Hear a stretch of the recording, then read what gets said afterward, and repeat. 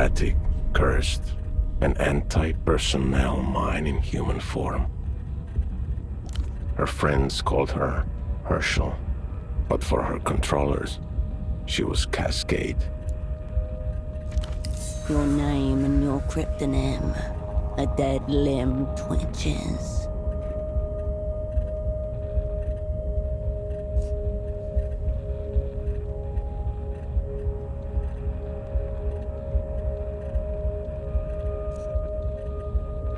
Portofino 91, the whole sick crew, a disaster untold, the black page in the official records. The memory hums, an exposed wire.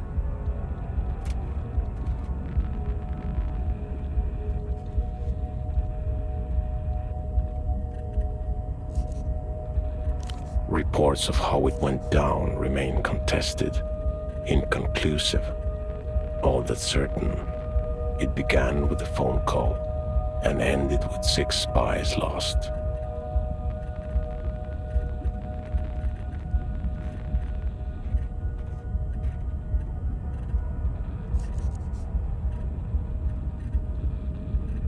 Some say she blew the network herself.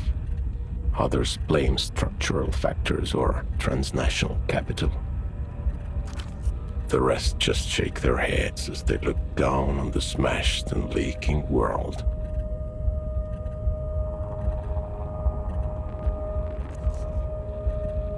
Some fool dropped it. One of ours, probably. She was recalled. They put her in the freezer.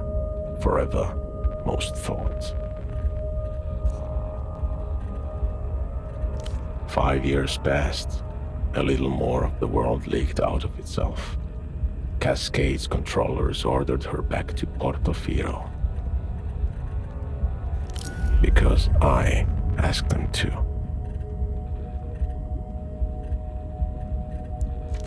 There's a new assignment, Cascade. I was supposed to give you the brief.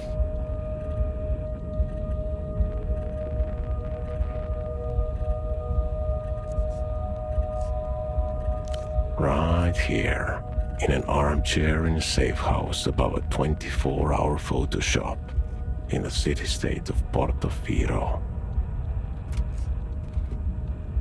No one special. Just an arm-like sack of cytoplasm, a special move unique to single-cell organisms. But before that, I was like you, a spy for the People's Republics, one of the varieties of mankind. This is a dangerous place, Cascade. I should never have come.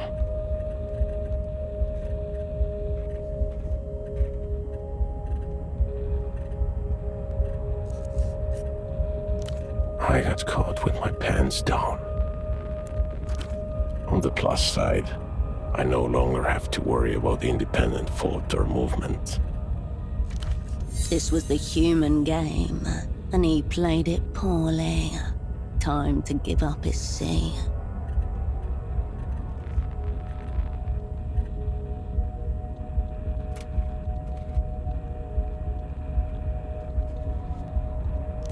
We're not. This is all you. Conversing with your own mental projections, reconciling the dissonance inherent to your role, like you were trained to do. Just one of the neat tricks you've learned to keep yourself alive in theater. There are many others still to come.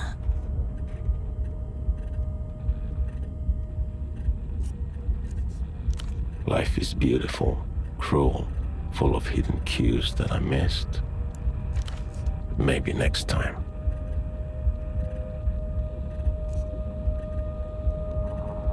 Don't blame yourself, operant. Whatever happens has already happened.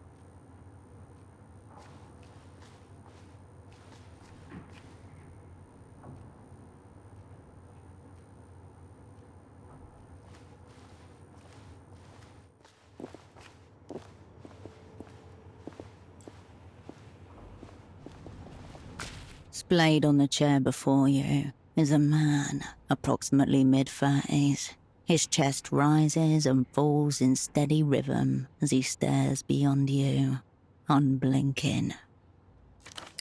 Alive, yet not alive.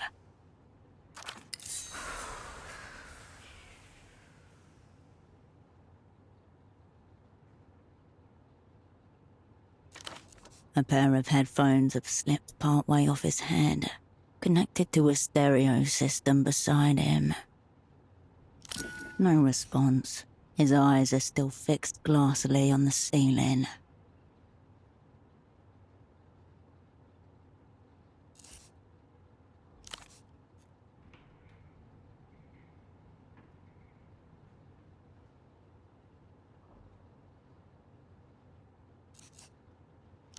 Cream paint, peeling slightly. A small room in a city past its prime. Nothing to suggest why the man is so interested in it. You get no response, no flinch, no twitch.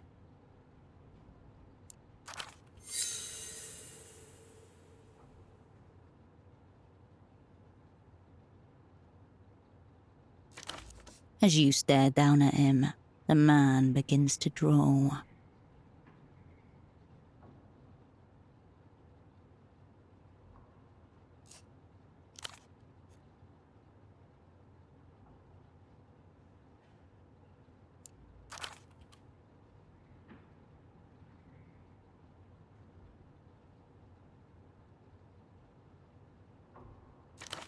Horn-rimmed glasses, impeccably dialectical, more commonly found on book sleeve portraits of men decades his senior. Highly pleasing rubbability.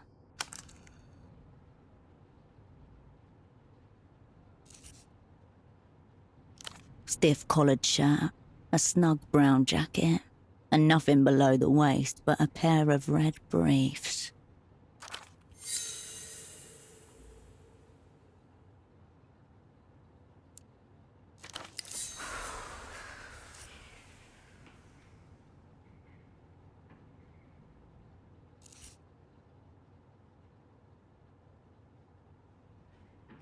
Entirely unfit for purpose, based on his current state.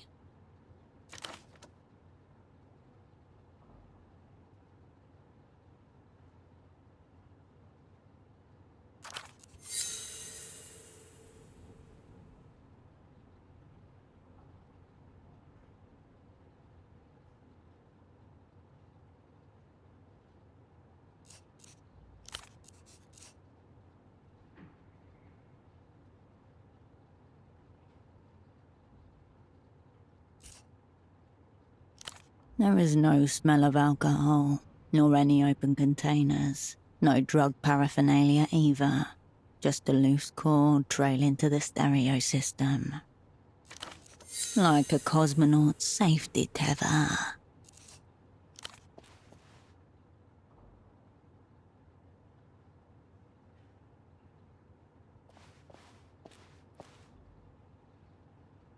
Your fingers detect a low, steady hum where jaw meets neck. Elevated, but not critical. When in theatre, an operant must always prepare to be assassinated. Of course, it is better not to be killed.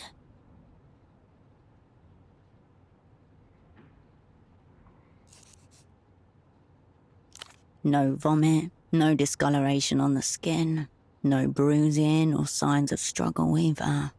If he was poisoned, then this was a professional zero out.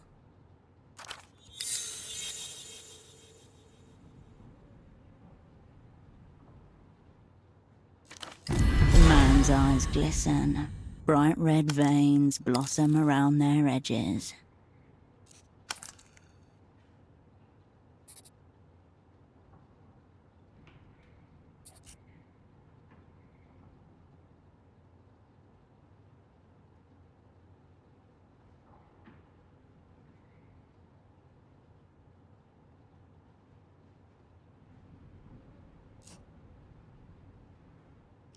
If so, he will have to become something else entirely.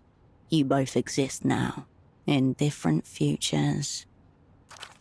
However he ended up like this, the result is the same. Operant down.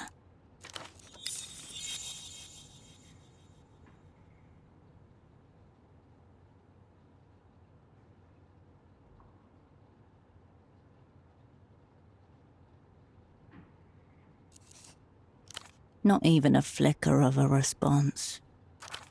The people's spy cannot be caught shirking. Time to escalate.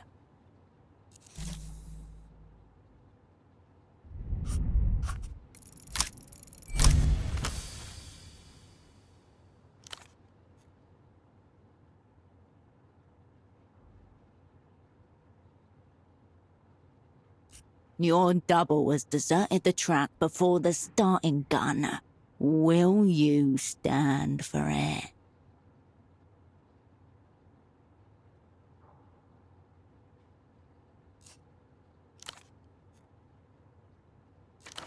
Pathetic.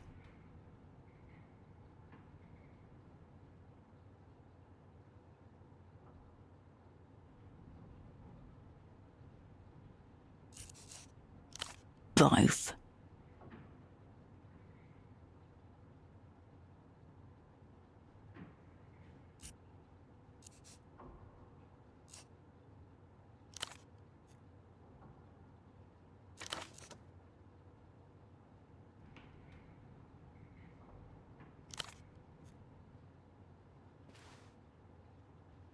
The man's breath gargles softly in his throat as you yank him upwards. He is...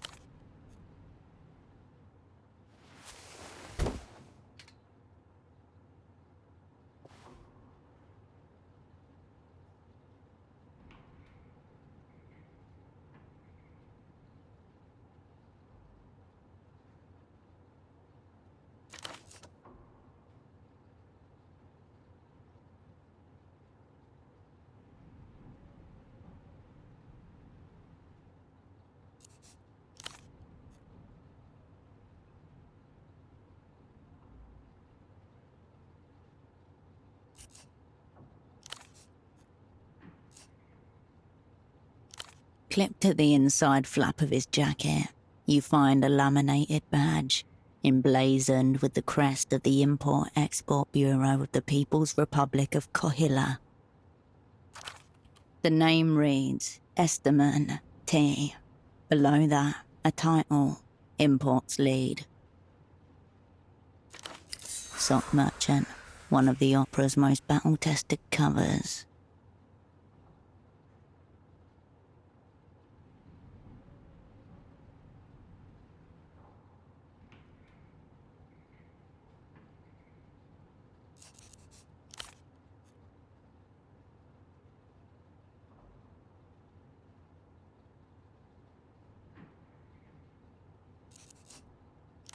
That's what the badge says. This is only a cover, but such phantoms often mimic the Operant Bureau's actual hierarchies. And look how well that worked out for him.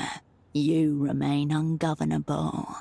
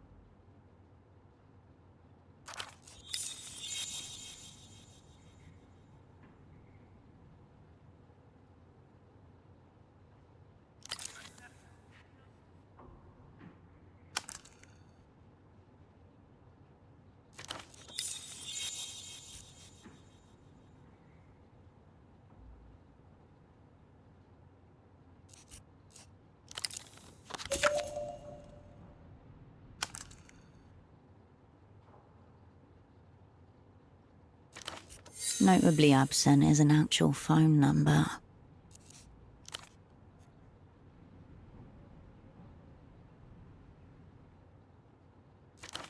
Into your pocket it goes.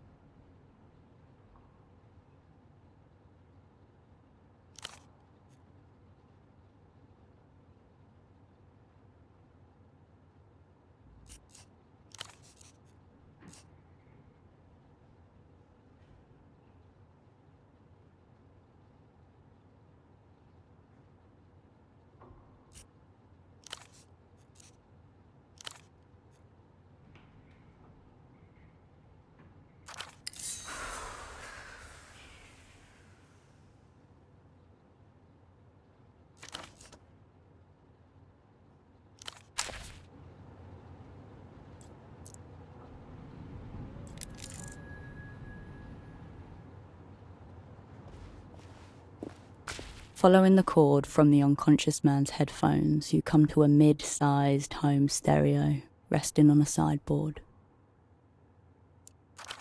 A prototype 0909 50-watt with multi-disc changer. Last generation model. Designed for affordability at the expense of power and clarity. Through the translucent view panel, you see a single red disc loaded in place. On the face of the disc are the words, Ultravioletta, you but from a dream, handwritten on thin strips of tape. You don't recognize the artist.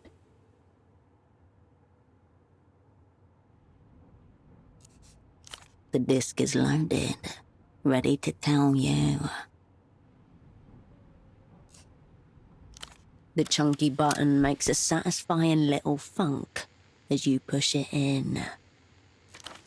The plastic latch clicks into place, and the discus begins to turn.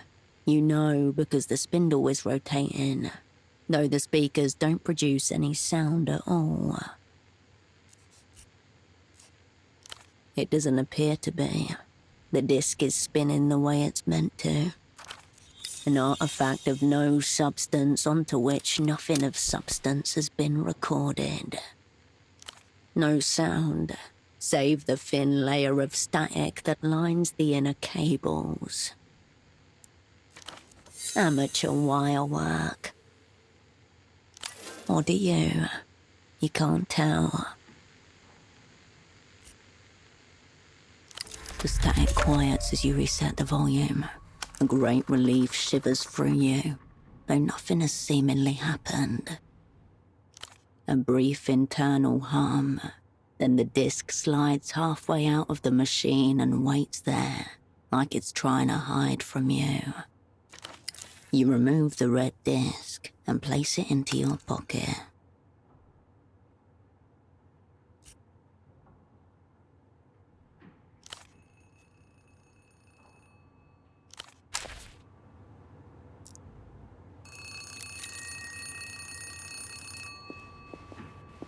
This small table has been turned into a makeshift desk.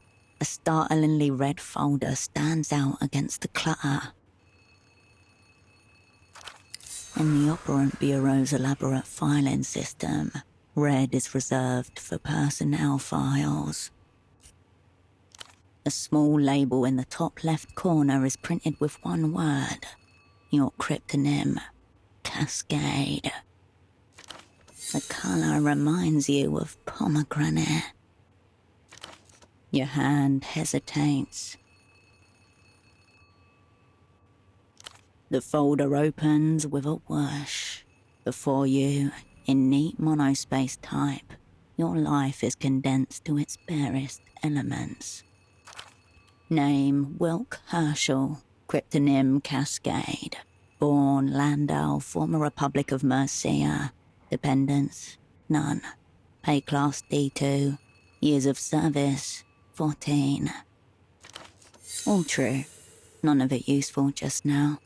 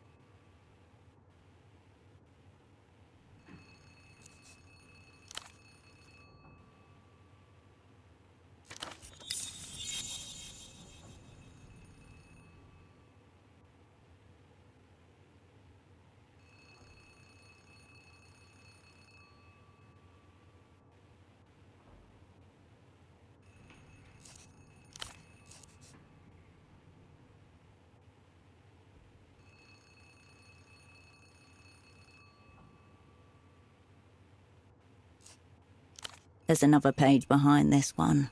It's labelled Service History. A tingle in your fingers. Your head grows lighter as you approach the crash site.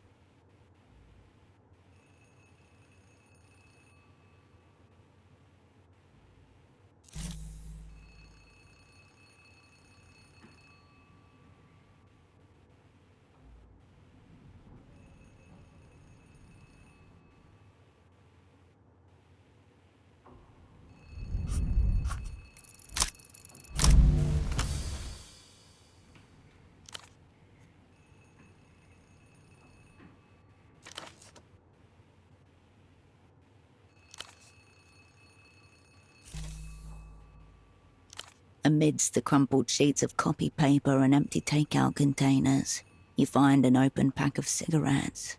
Suprema mark. Smokes. Ease of mind. Cool.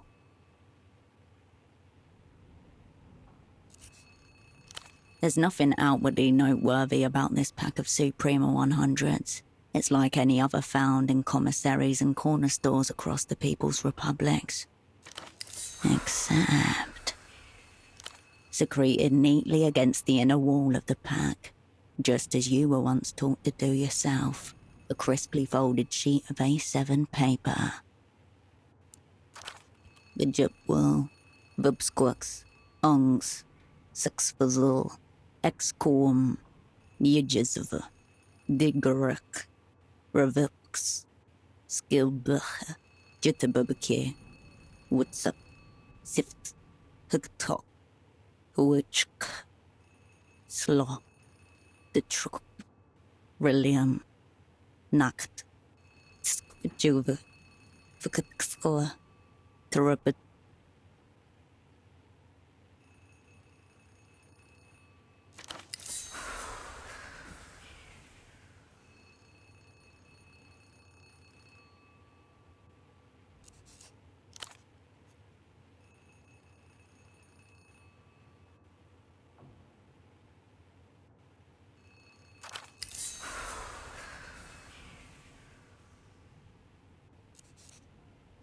The pack slides nicely into your pocket, as though it always belonged there.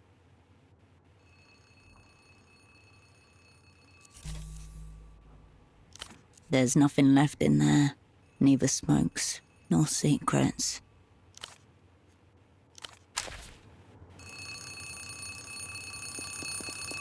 You pick up the phone. The handset vibrates in your palm. Before you even finish speaking the word, the device connected to your phone base splits it into 256,000 encrypted fragments. The magic box. one of the proudest achievements of the opera's technical services office. Half a world away, a familiar voice splits into a corresponding number of fragments before coalescing again by your ear. Please tell me you have good news. The voice of authority, otherwise known as your controller. Operant, you made it. Your voice hasn't changed. Her voice is just as you remember. We'll get to catch-ups later. Put pseudopod on the line. You glance over at the man in the chair. A snail's trail of dried saliva glints on the side of his chin. You feel your mind starting to spin up. 5,000 revolutions per minute. It takes all your concentration to keep the receiver steady against your ear.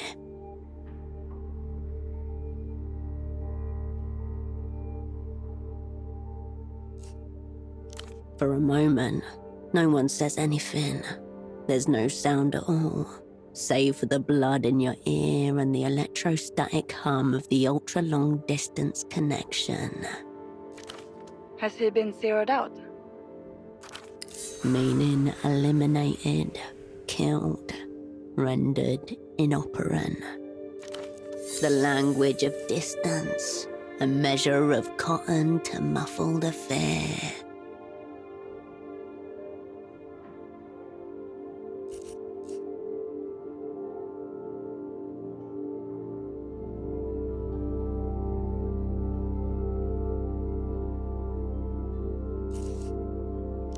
Are you implying that he succumbed to some kind of...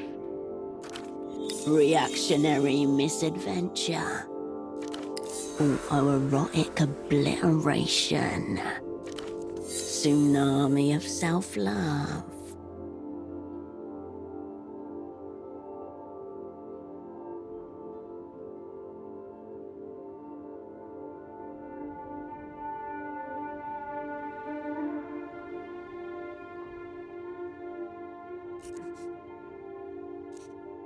We're not getting anywhere with this.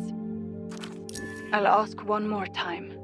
Is your double zeroed out? You must speak the word. She cannot make the determination herself. 5,000 kilometers away, in a small office deep underground, a mid-level controller of the Operant Bureau leans forward and cups a hand over her earpiece. Her other hand hovers above the keyboard, ready to faithfully record your next words. Her eyes reflect the glow of the terminal screen. She's been at her desk for 14 hours today. Once you say it, there's no going back. The momentum of events will overtake you. Right. I wonder which it is. Have our enemies blown us up already? Or is this just another day at the basement massage parlor of spy services? Fucking hell. The opera's going to hang me by the toes. For you, it's back to Satellite Facility B.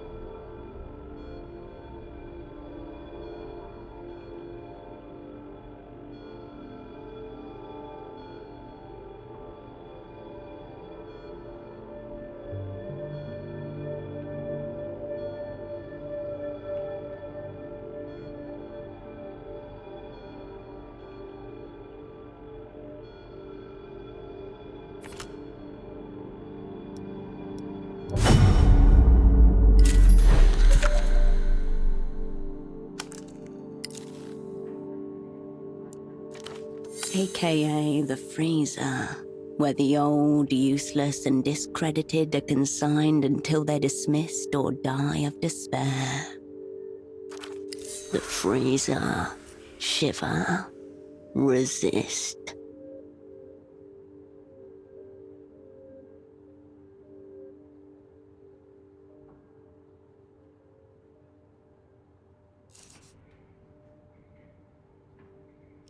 That's exactly the problem. You haven't got pseudopod and you haven't got the assignment either.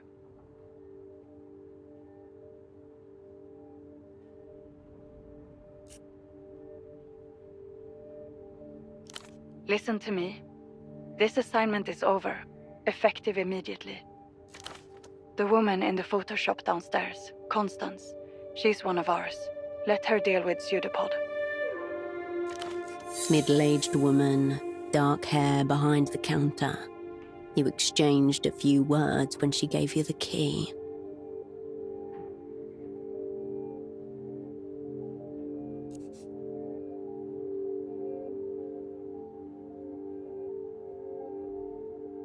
As for you, we need to get you on the next aerotram out of the city. Already your mind is settling back into familiar grooves.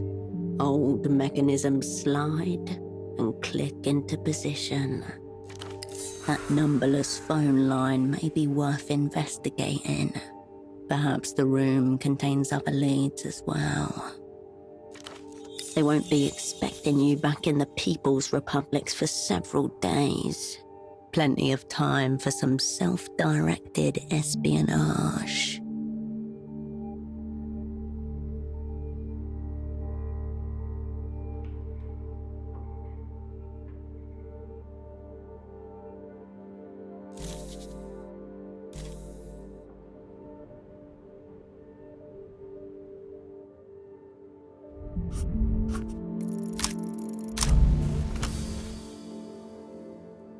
There's only one possible explanation.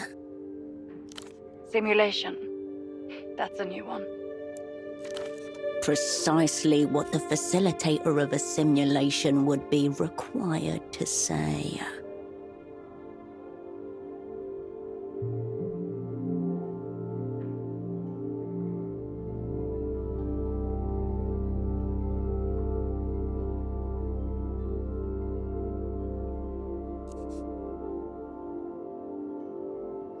This must be some kind of maladapted trauma response.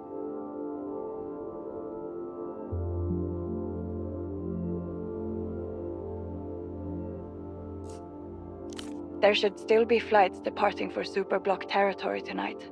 Make sure you're on one of them.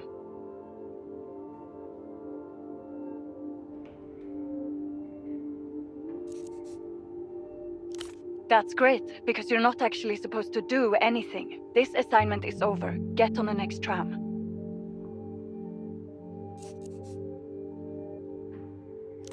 Then you're going to end up like Pseudopod. Zeroed out. Your choice. A click, and the line goes dead.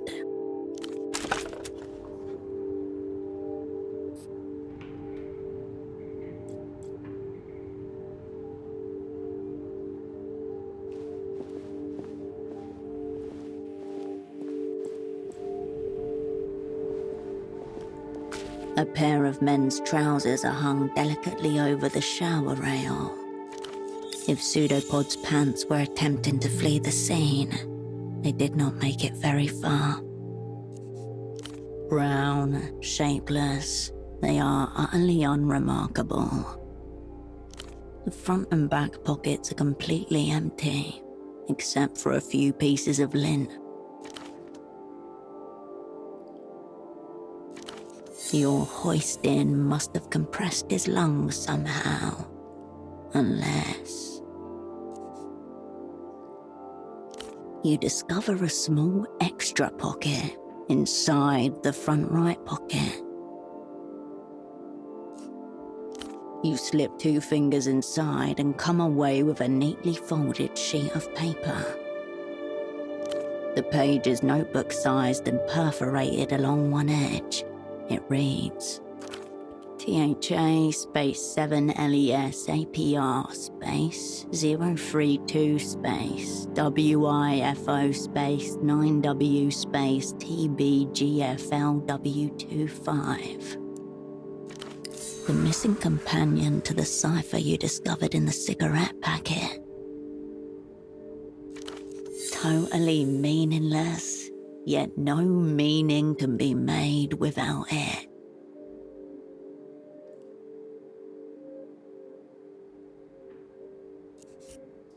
One that could be applied to the ciphertext you found in your personnel file. One of the many mysteries concerning men's trousers.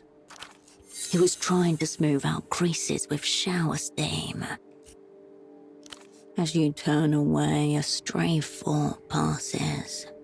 They may never be worn again.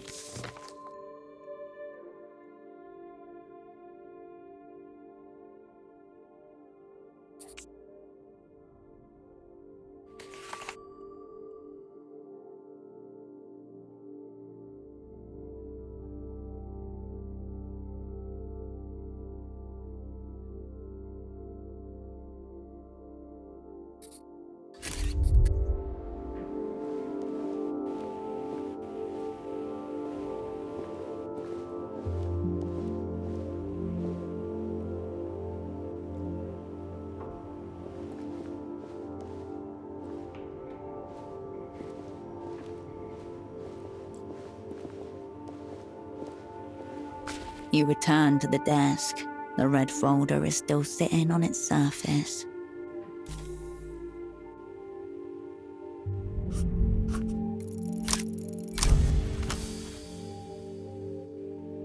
Letter by letter, words emerge from the mist. They speak in a voice you haven't heard for a long time.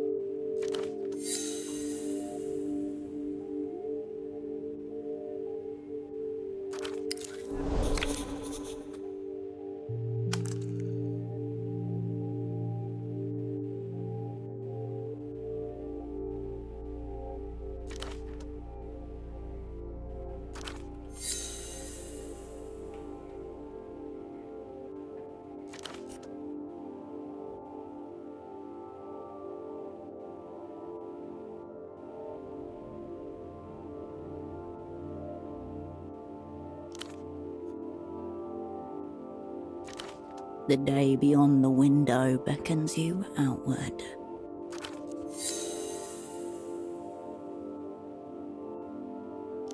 There's nothing left in there, neither smokes nor secrets.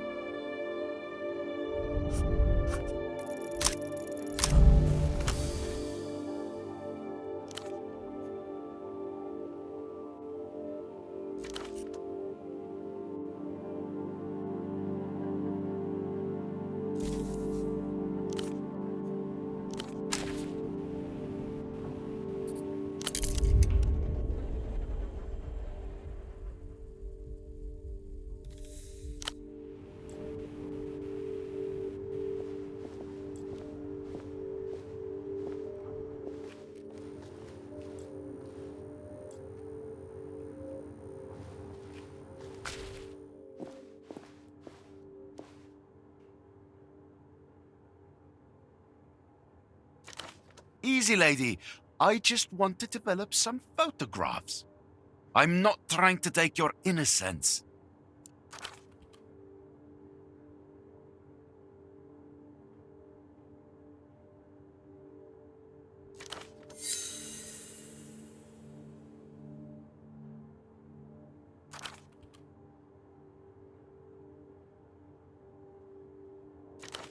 You have a wild imagination. A little photo should not count as a crime. It's not like it's a loaded gun or something.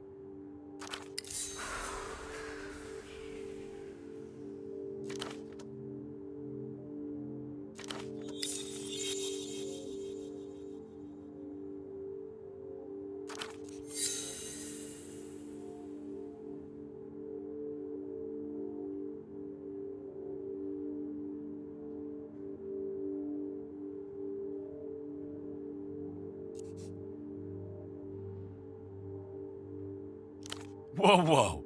Caught in a pincer by the art police. Not a good day for pursuing my interests.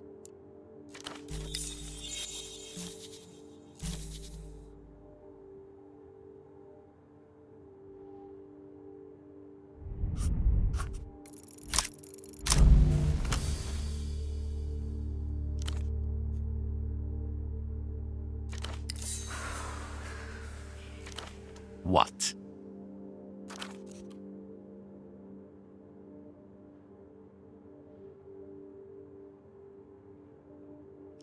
What a full spectrum question.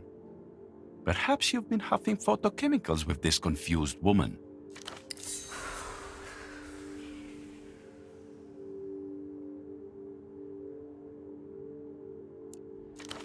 Very well. Photo 24 can have this round. Thank you for this extreme stress I'll now carry through my day.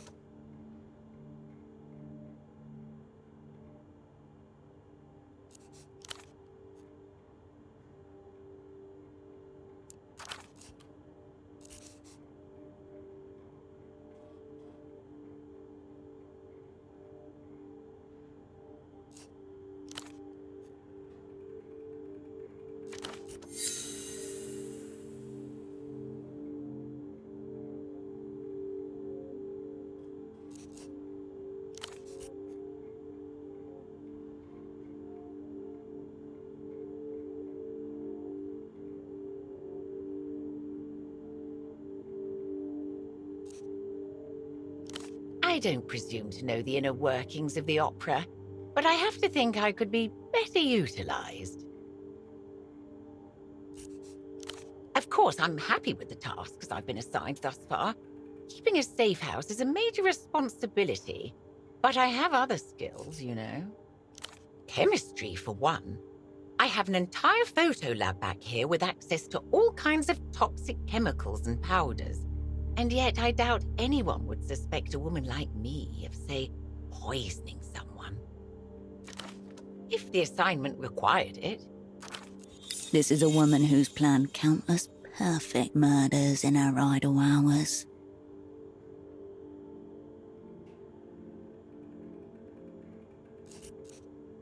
I'm not saying I hope it comes to that, just if it does.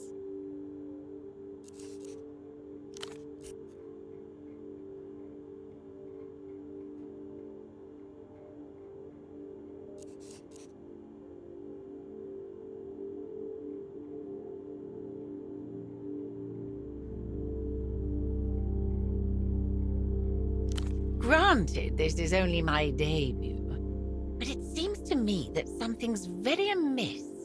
No matter what we do, nothing appears to go according to plan. Pseudopod assured me it's all part of the work, but it gives me a rather unsettled feeling. And now, well... Pseudopod took the assignment extremely seriously. It's that little amber light. It means out of order, and I haven't been able to get it to green, meaning in order. Just looking at that thing causes you to take psychic damage. Best stay away. Pseudopod assured me this machine was a vital tool of communication, as precious to our work as the magic box we installed on your room phone.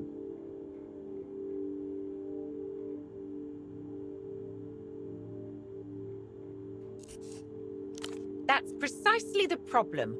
I don't want anything to do with it either. You've received all sorts of technical training, I presume.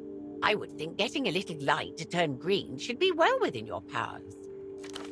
A dread beast humming with dormant power. A handless scribe. It just needs to be soothed.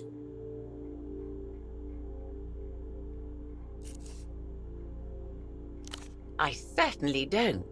It looks rather flirtatious. Seedy business attracts itself. You might try one of the bars along Party Alley.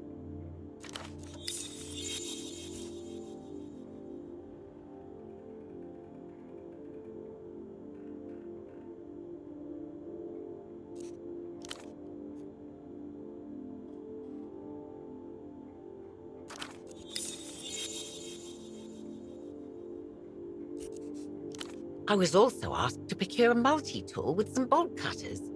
I assume for the purposes of great subterfuge. Maybe they'll come in handy for you as well. I'll be here if you require anything.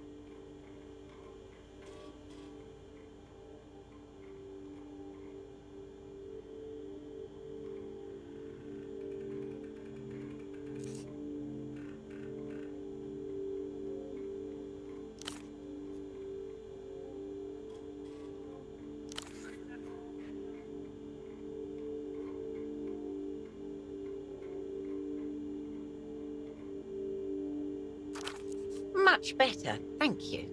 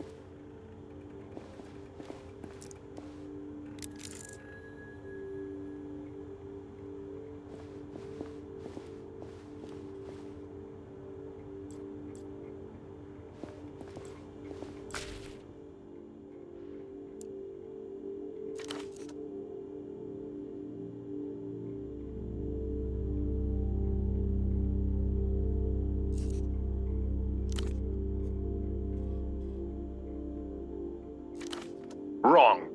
The sky is only 98% sky. The other 2% is used to cover up the fact that they replaced the moon 4 times. But they don't want you to know that. That's why they're coming for me. But not before I tell you the truth.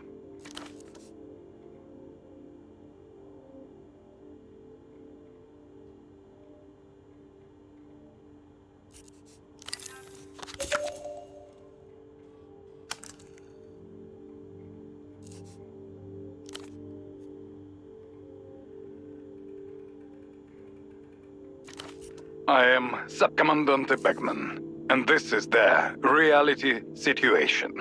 No breaks, no filters, no cowards.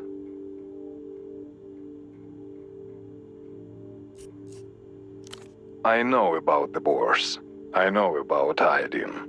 Laluze's invisible aircraft carriers, weaponized nostalgia, microbial microphones, lunar obfuscation programs.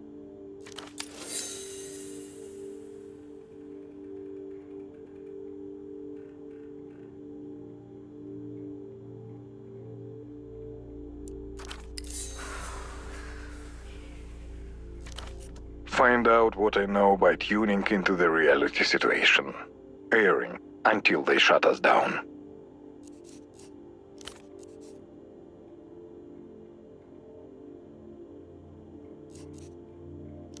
This is a war, and I don't take orders from anyone.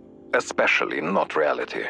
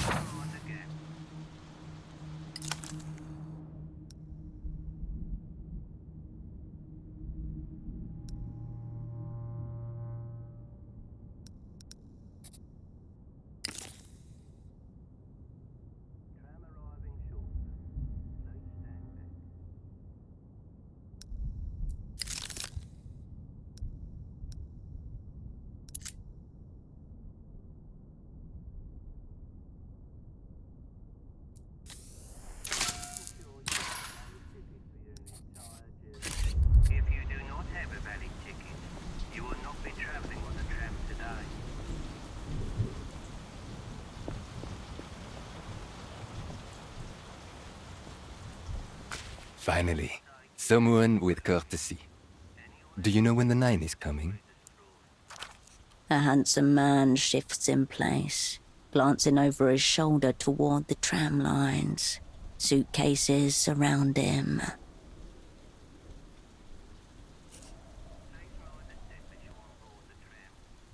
Strange. I thought I saw you get off that very tram just a few hours ago.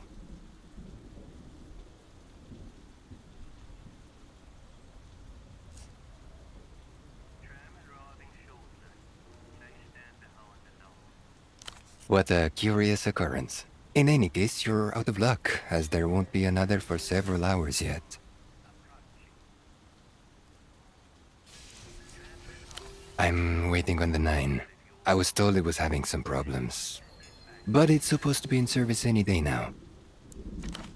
An exotic air about this man, difficult to place, and exceptionally handsome. The suit he's wearing hasn't been changed in days.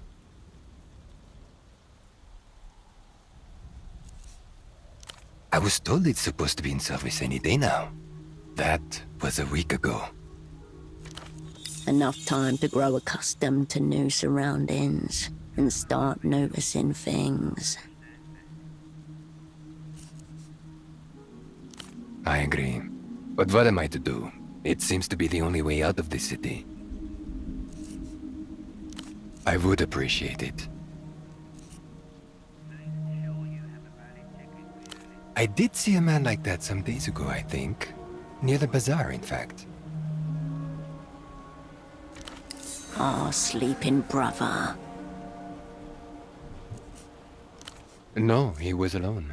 Why do you ask?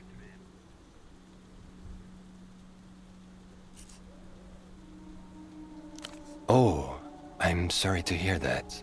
I'll keep an eye out. Thank you. I'll be here in the meantime. Waiting.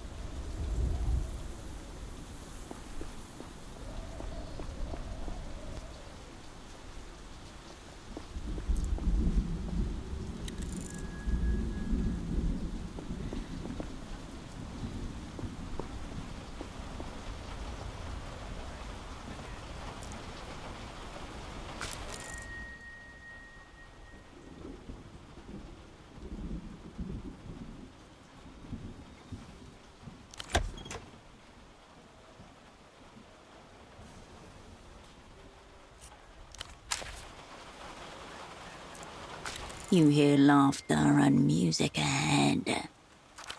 You can still make out the lower half of the words "Elk Free" sticking out on the brick beneath.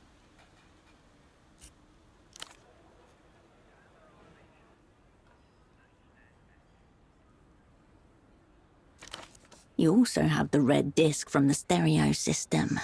You could seek out a media vendor to assess it.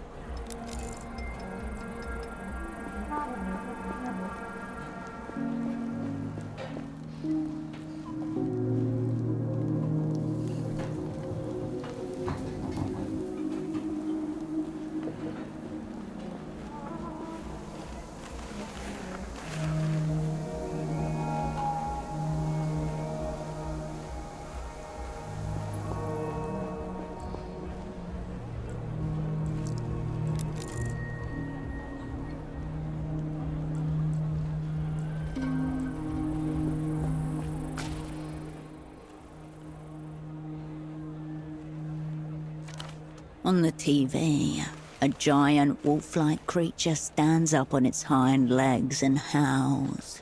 Its fur bristles gold. Dangerous, mythical, electrifying. No wonder the kids are watching this.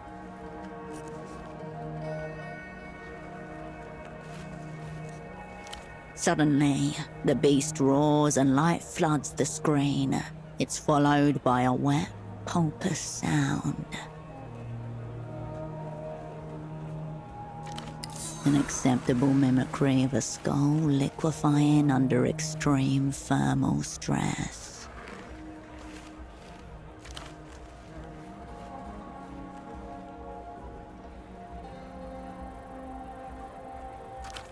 LED lights are distributed evenly along the blade. Durable PVC hilt with textured grip. Impressive armament.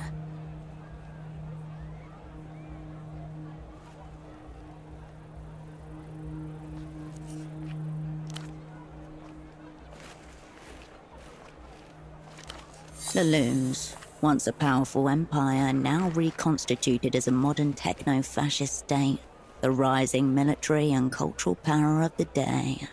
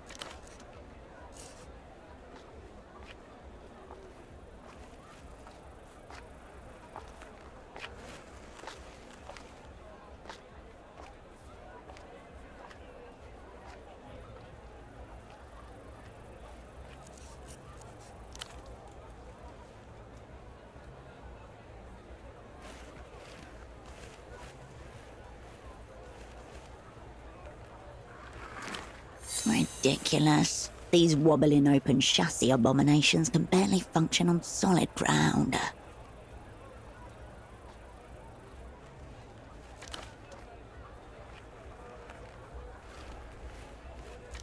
Some Portofirans refer to Lusians as strange cousins, a nod to this island's colonial past.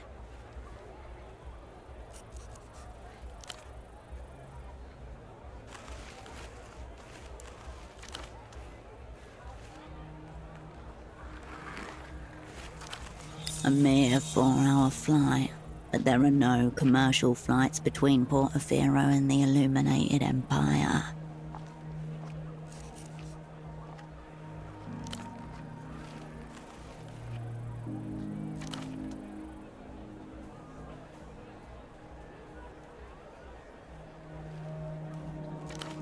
Neither sounds terribly enticing.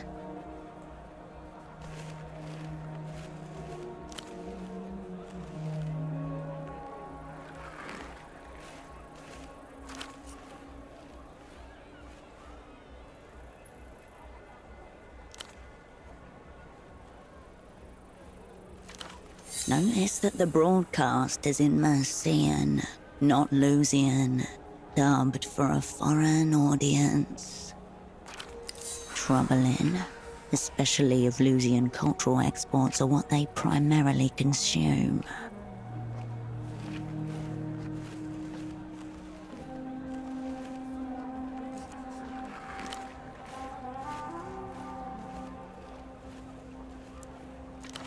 A neurotically organized store, about 10 meters west. A morose man stands there obsessively cleaning a disc-like object.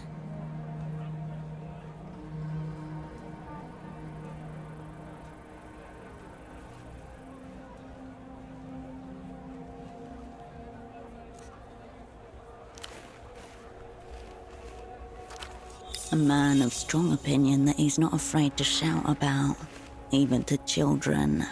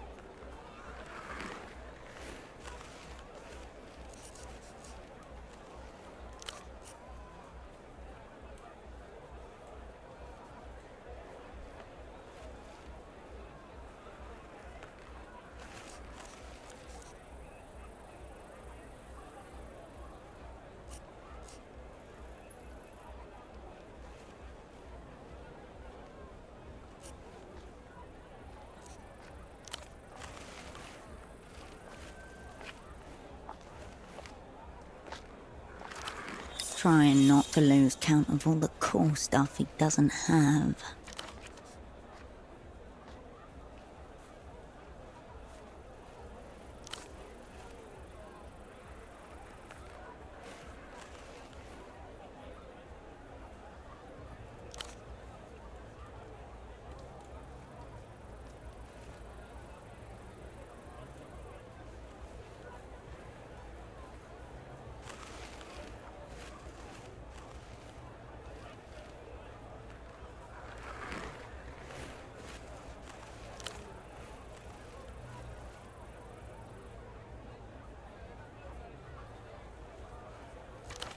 Assuming these cups do resemble cartoon walls, you'd need 5-axis milling machines, injection presses, stress testing labs, and climate-controlled environments to manufacture them.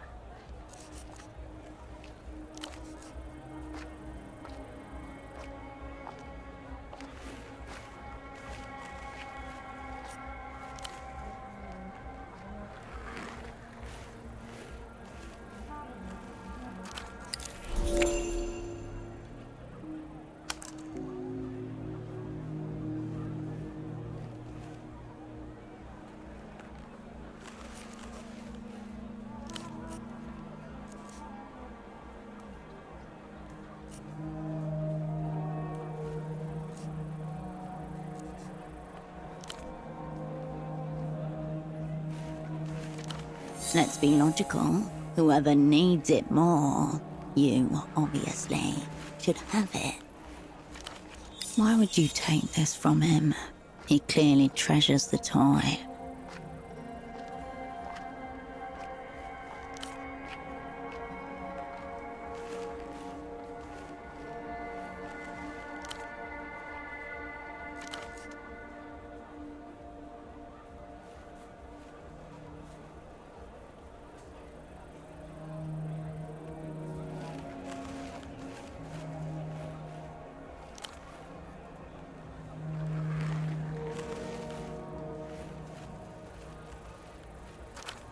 Strong huddle.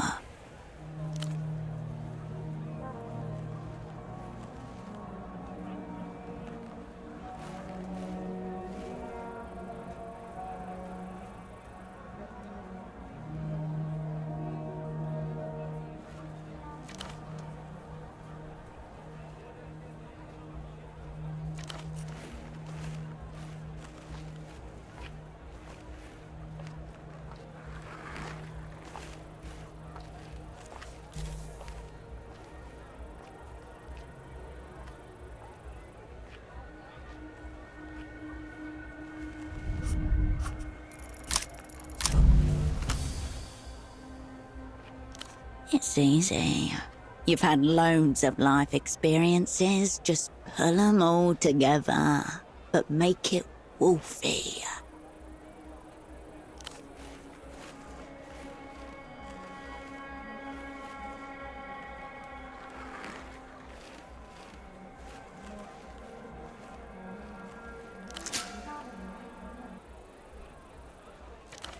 No irony, only the truth.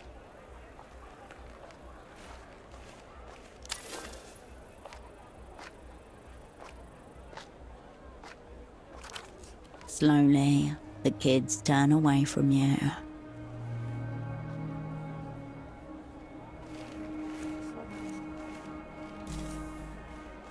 The kids study you, attentive.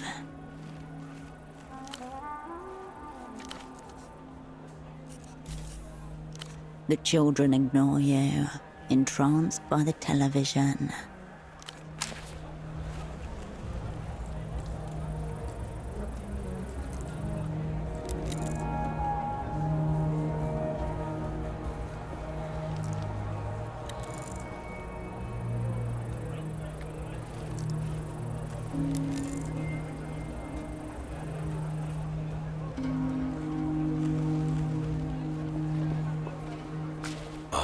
Off-brand drivers, cheap plastic housing.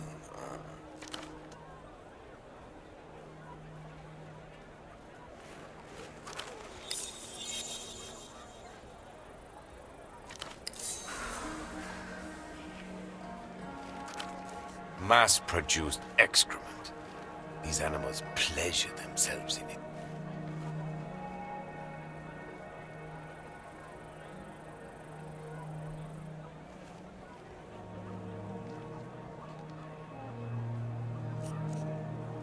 Those smears near the optical pickups? That's not damage. Shame. It oozes out over time. You see this? Each one guaranteed for 10,000 replays. Obscene.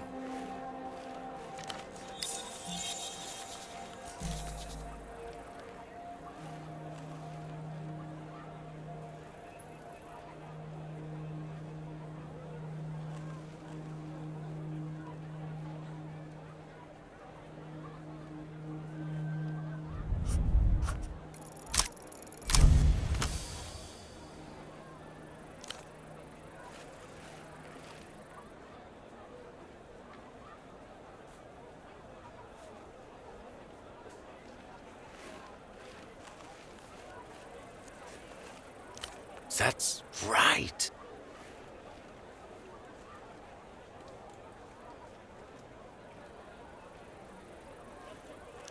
Imaginative faculties dulled by senseless repetition. Forgive me, friend. I'd mistaken you for a common replayer.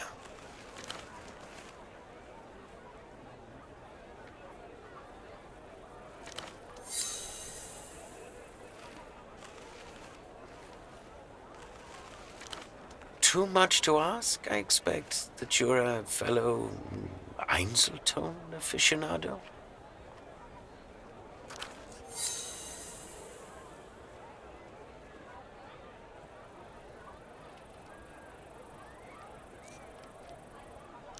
One of a fast-fading few. Go ahead, browse away. My name's Petre. If you need anything, I'll be here, lamenting what's left of the culture.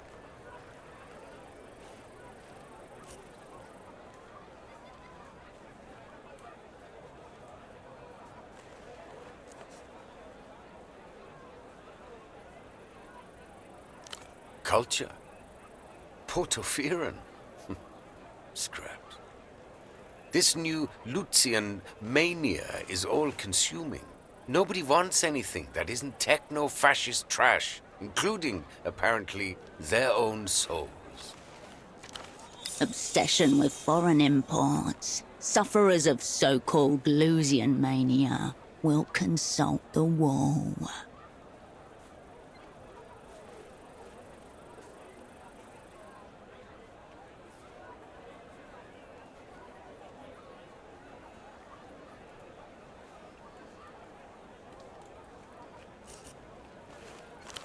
That would be preferable to the truth of things. There is no politics to it that they can see. They just want something they can idiotize themselves with. You'd think we had run out of brick walls. I take it this means Luz hasn't managed to make it into wherever you're from. Good for you. Another victory for our great and anonymous censors.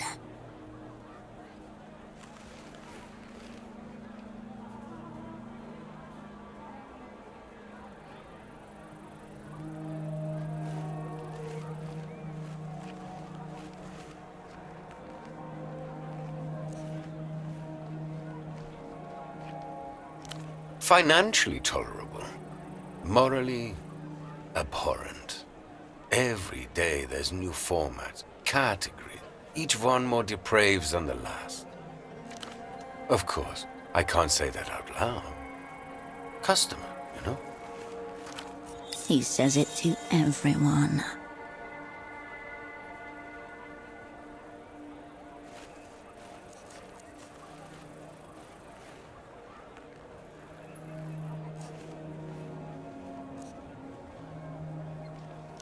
Strange how? Format or content?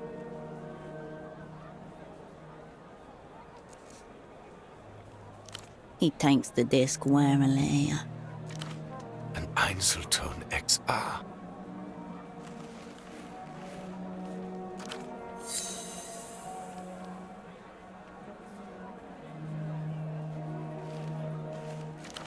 Where did you get this? Einzelton hasn't been available to consumers for a decade. A disc in good condition is worth thousands of sold to people who appreciate its wonders.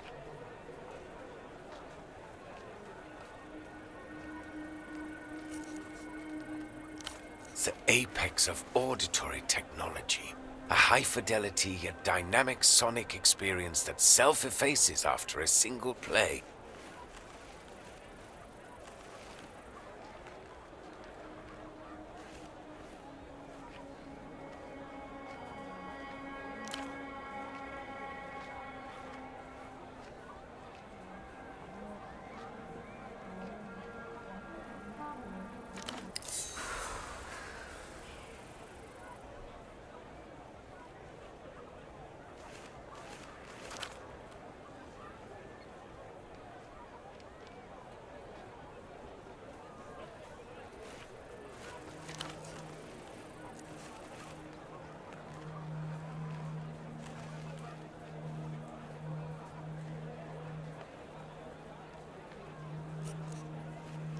A magnet embedded in the disc erases its contents as it's being listened to.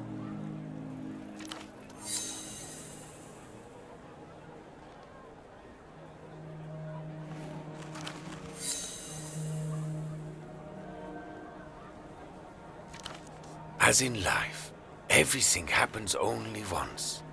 Replayability is oblivion, the end. You played it?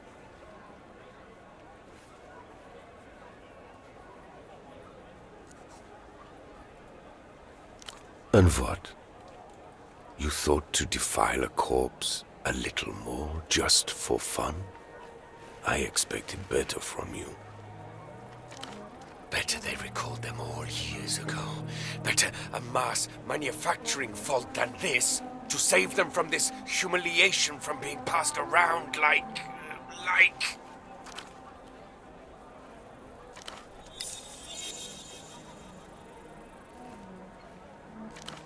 A light switch flips off in his eyes. He handles it as reverently as if it were a tiny plastic coffin. I'm sorry.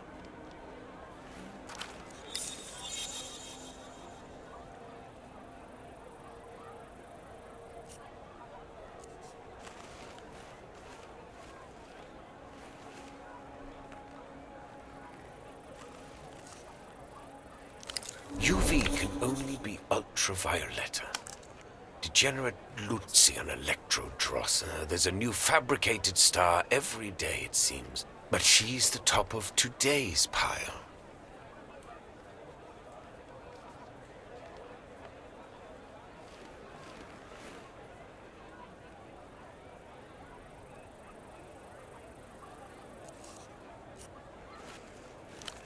Some kind of promo copy, I would assume.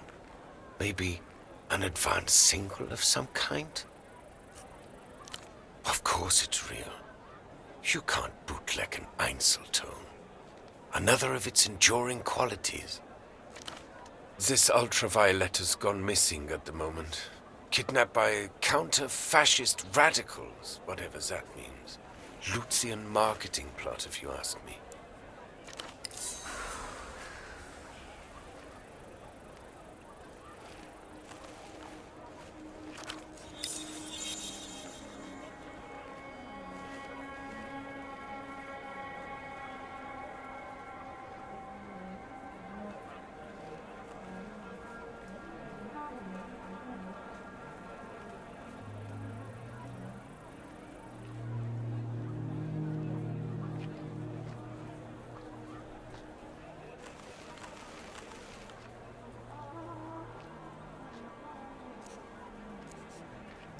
Mystery, fragility, trying to add something of the legendary to her status. Things like her make me almost miss the days the Lucians were marching on the colonies.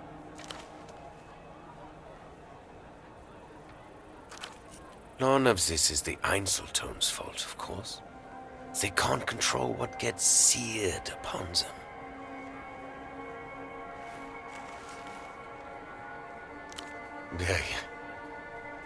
I assume fondling a human corpse would also make you feel pretty weird.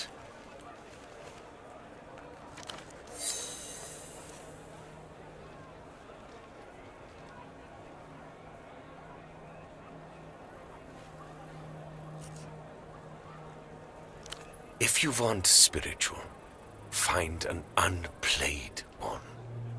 This is the dark stuff. You're transgressing.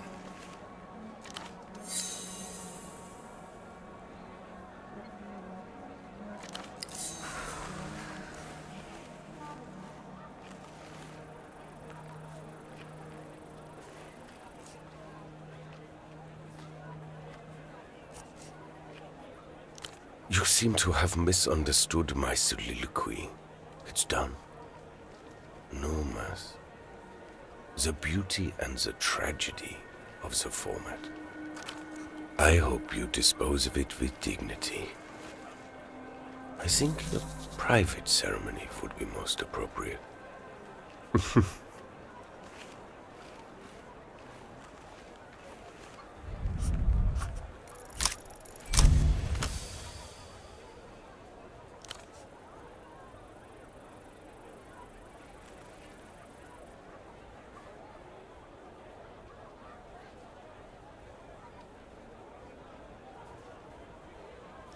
I'm afraid not. The format is near obsolete. Einzeltone is the past, yet it contains the future. How exquisite.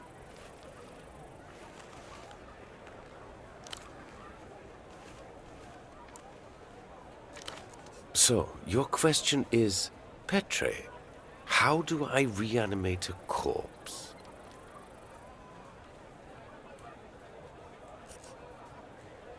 I would class it as necrophilia, actually.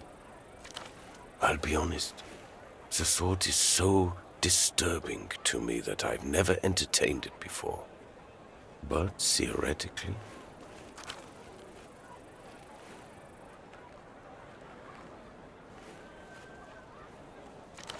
Theoretically, it might be possible. You would have to repolarize, re-remanence processing, probably a concentrated magnetic flip, neodymium grade. It would involve some custom gear, no doubt, but my answer to your distressing question is yes. I think you could.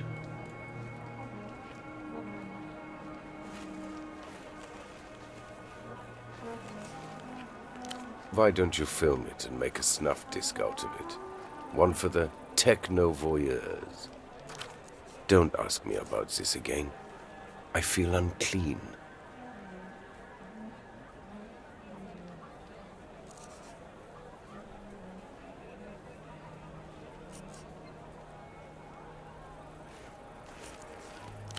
Picture a dog that shits, then eats it, then shits again. That should give you some idea. People are what they consume. I'll say no more.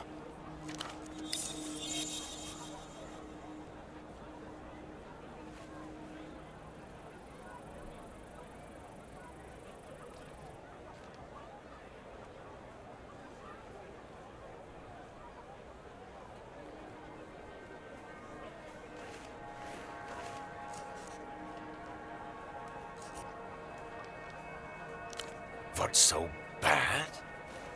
I thought you understood this. I thought we were of each other's kind.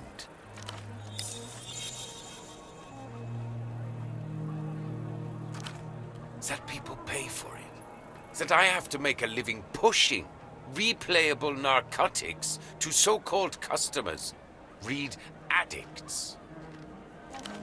I haven't met a customer in a very long time who even knows what an Einzelton XR is, let alone appreciates the format.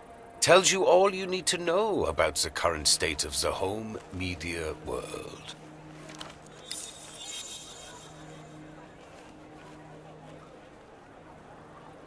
The vendor's eyes narrow behind his orange lenses. This is a media store. Not the missing persons division. Also one of the GMs with questions like that.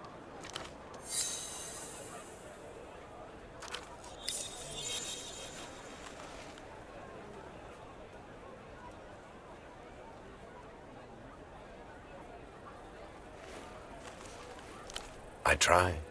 So most of humanity fades into an indistinguishable morass of banality. This colleague, what does it look like?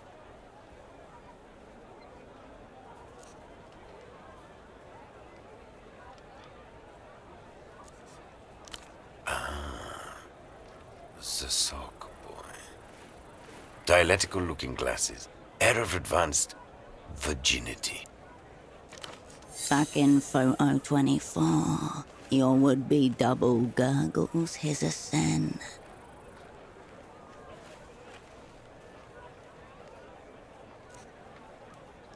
Yes, he came by here. Little communist lost, adrift among the many wonders of the free market.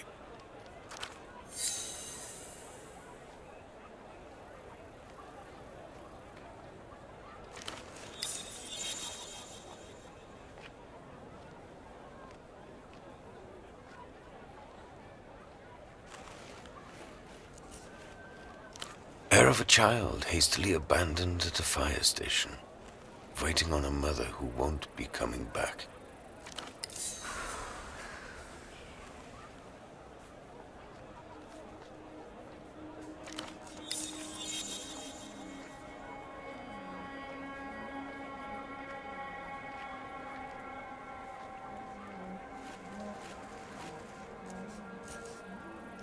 Well, viewed it might be a stretch. Let's just say the man was definitely mobile. He was dreaming big, I'll give him that. Also dreaming moronic. Your dialectical friend mistook himself for some sort of big money businessman. He wanted the bazaar to import superblock hosiery. Socks to start with, but there was talk of cotton tights, even stockings if the venture took off.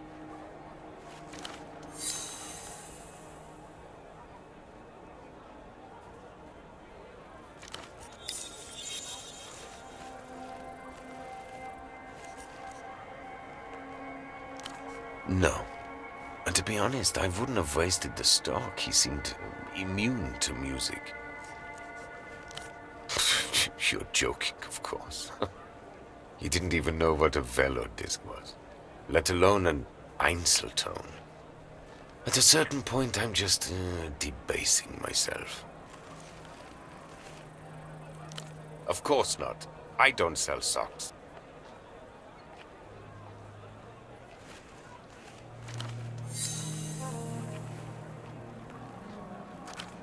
So is he all right, your man?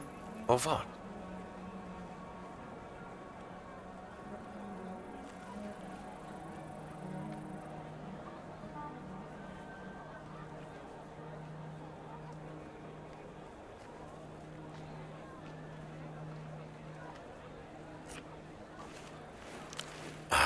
So you're also a communist.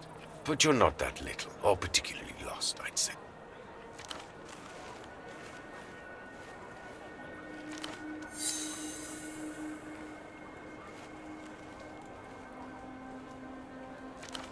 I'll be blunt. Are you with the Weeping Eye?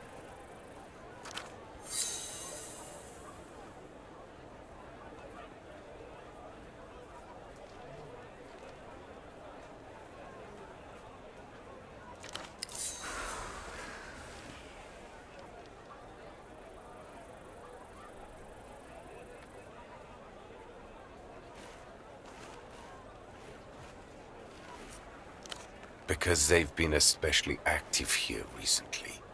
Usually they just let things slide. All the Lucian merchandise. Good for everyone. But these days, they're staring right at us. Unblinking.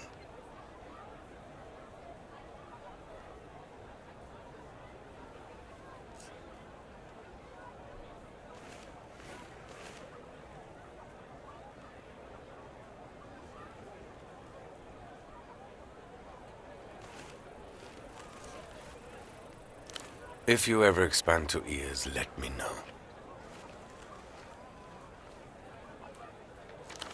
My point is, your colleague was asking questions. Now, something's obviously happened, and here you are, also asking questions. Given the current climate, no one wants to answer these questions, least of all, me.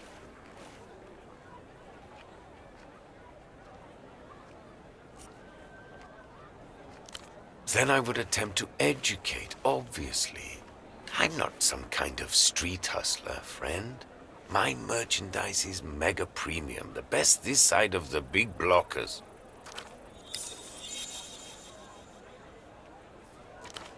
I'll tell you what I told your sock friend. Speak to the boatman down by the West docks. He's the one who knows the underground goings-on around here. We're just the vendors.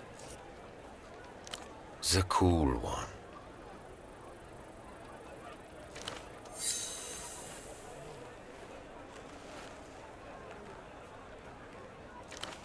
Excessive sunglasses. Relaxed aura, likely on a boat. No way of confusing him. Wonderful. Now for all our sakes, please say no more. If you want to talk media formats, I'm your man. This other stuff. Shelves are over there. Shelves are over there. Replete with crass, replayable formats. Like I said, gorge yourself. Maybe not. The bazaar is closing up soon. Another day, another cultural molestation.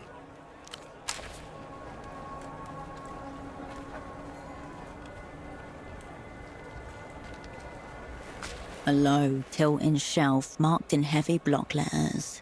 Despised subgenres.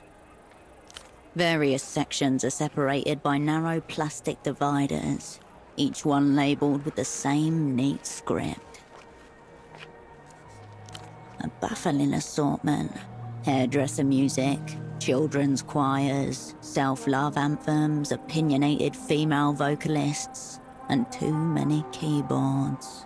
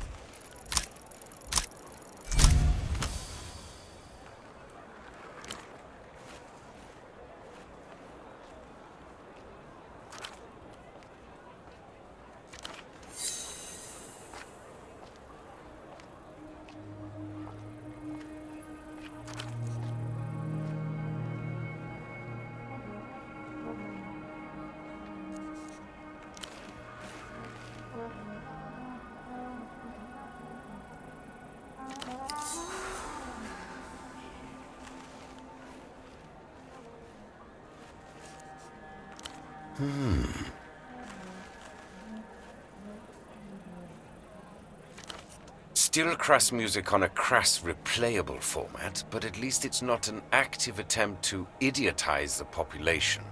I'll give you that.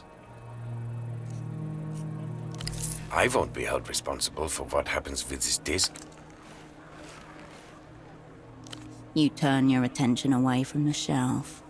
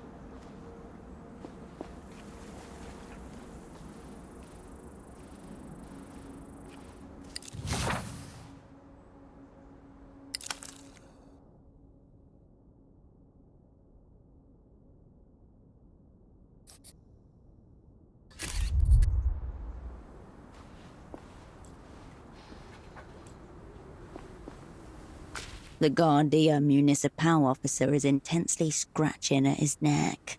As you approach, he wipes his hand on his pant leg.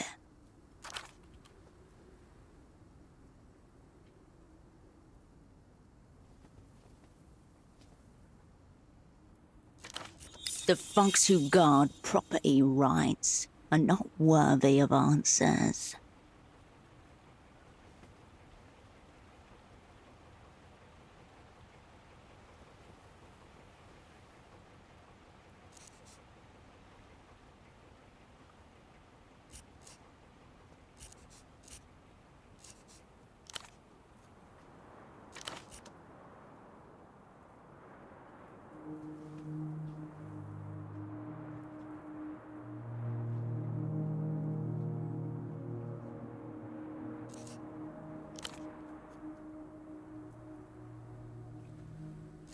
Scaly reliefs and cracked plates, like some diseased armor.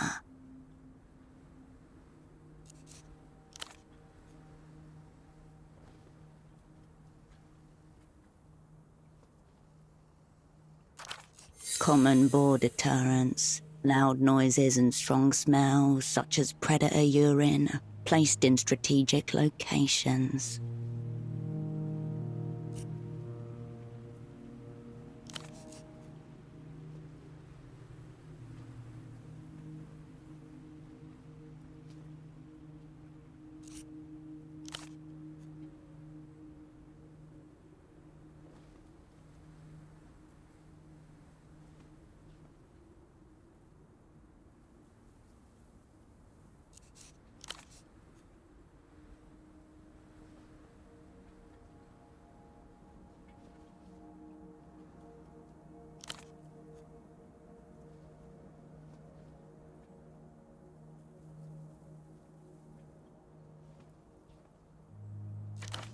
The way he intones the word mother suggests a primitive monotheist before an image of a graven god.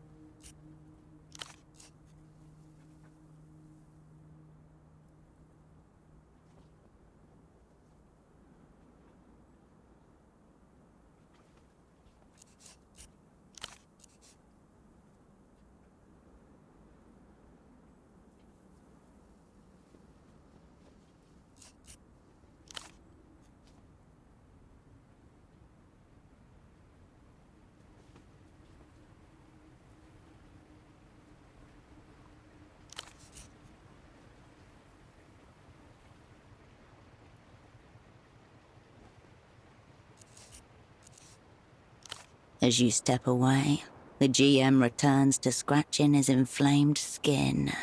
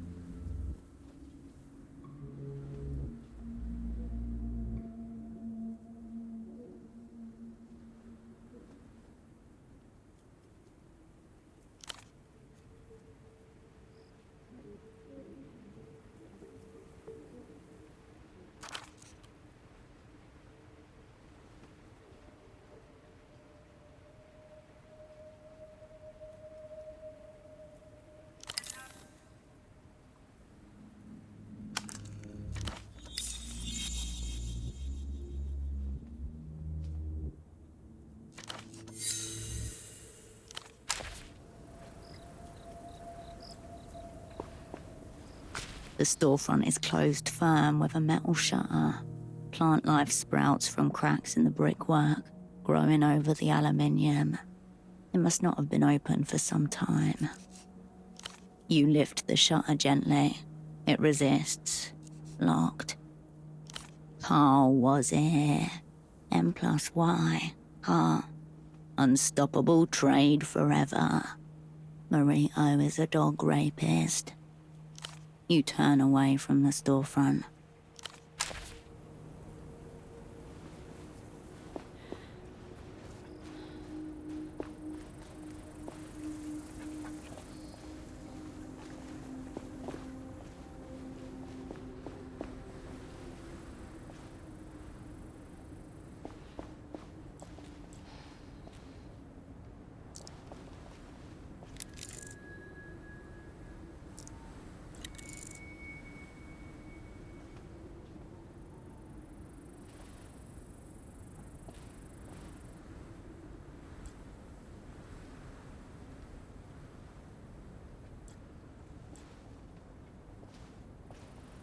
You approach the steel door.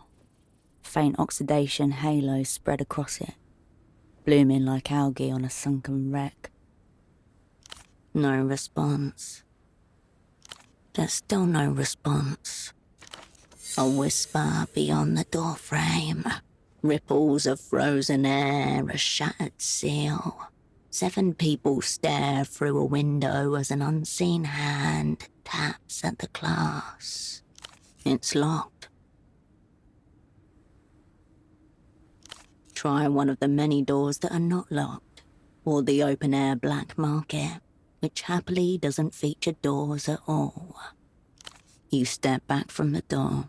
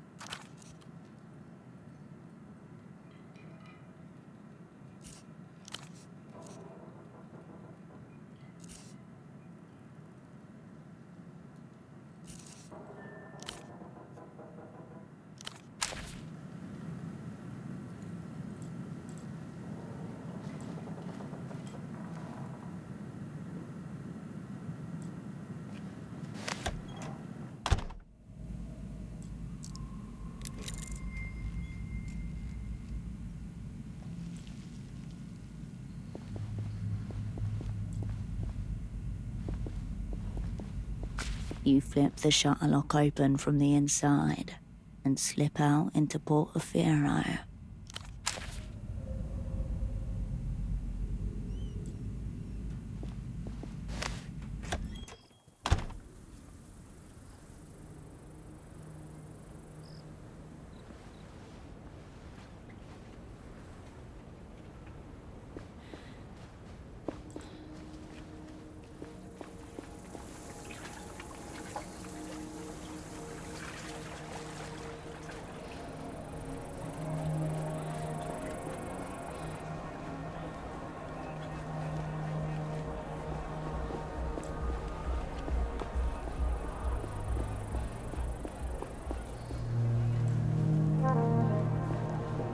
The fire exit stands conspicuously ajar. Someone has wedged it open with a ball. Wrong. Ball wants to play, not wedge. A hallway. It's just a fire exit. A fine place to hide in a moment of crisis. Marked and remembered. No, it's a trap. Must be destroyed.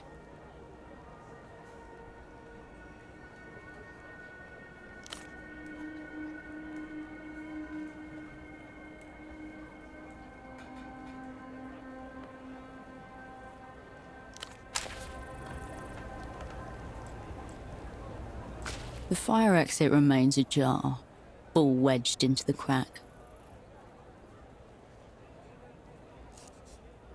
It's a pelota ball, the local variation of handball. Pelota balls are not designed for use as doorstops. Someone has elevated this ball to contraption status.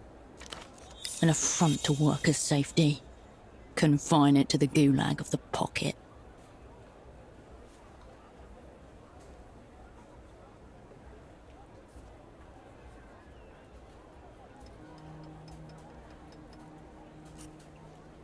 It's just a ball in a door. A shortcut, but whose?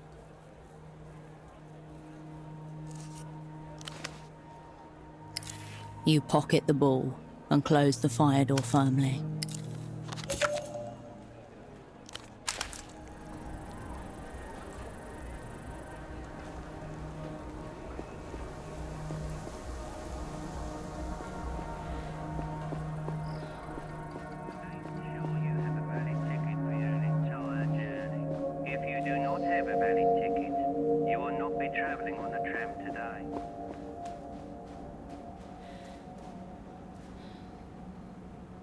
Tram arriving shortly.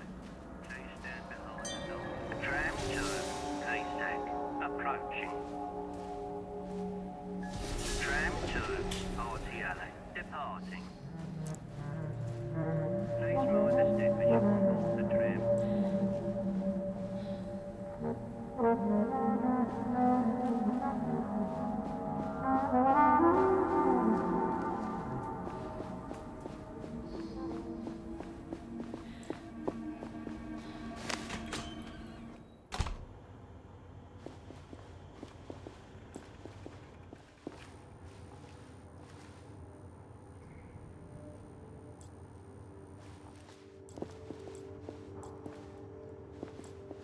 The stereo is right where you left it.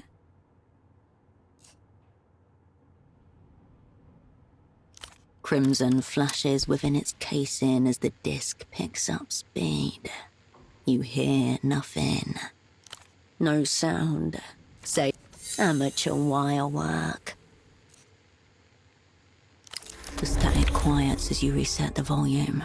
A great relief shivers through you, though nothing is seemingly. A brief internal hut. You remove the red disc and return it to your pocket. You step away from the equipment.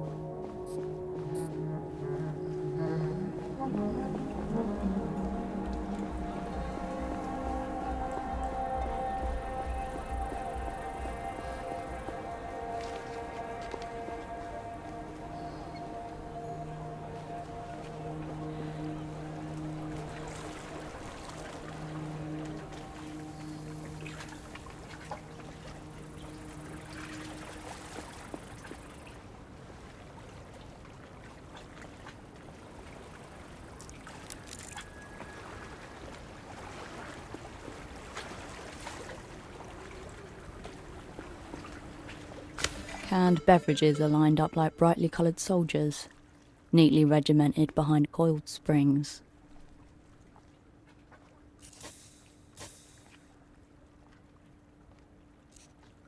The refreshments remain dormant in their artificially chilled chamber.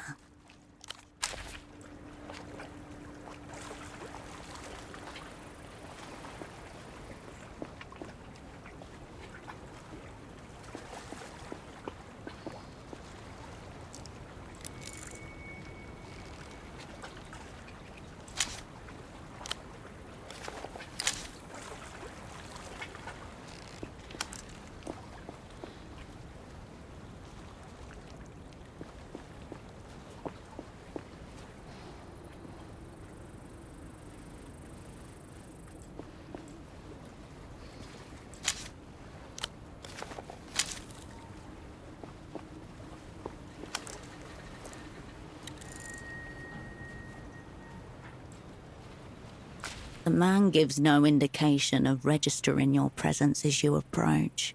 His mirrored sunglasses are turned upwards.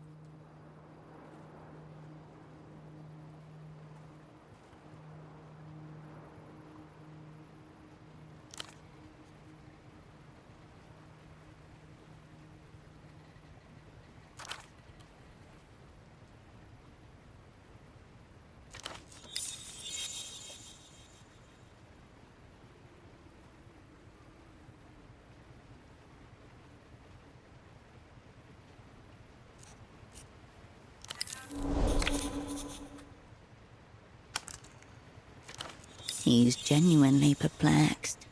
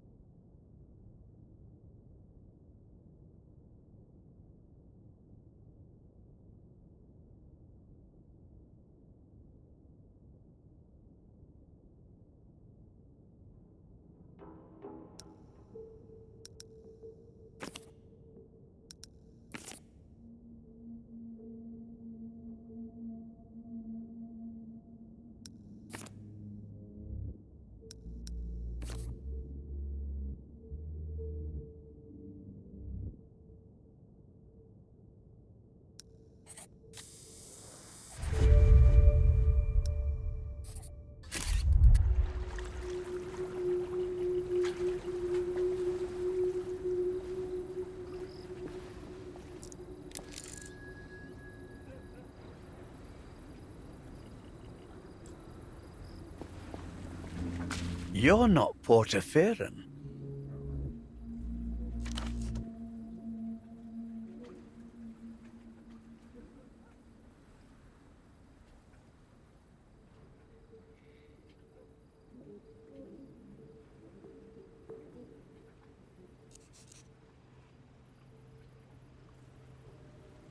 And yet, this is the best we can do.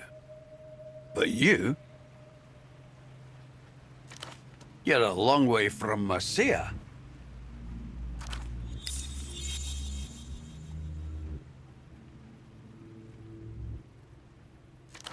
What happened, Sugar Tits? You get lost? Or are you just looking for company?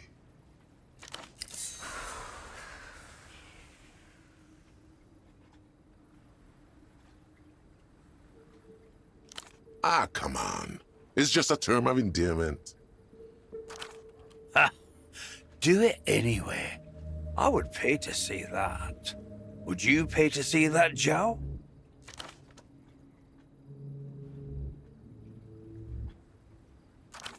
Animals.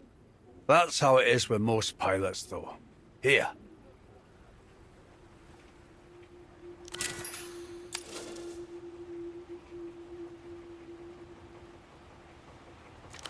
We're all strangers in this city. Why don't you join us? We've got nothing better to do. At least until the phone hugger over there fucks off or dies.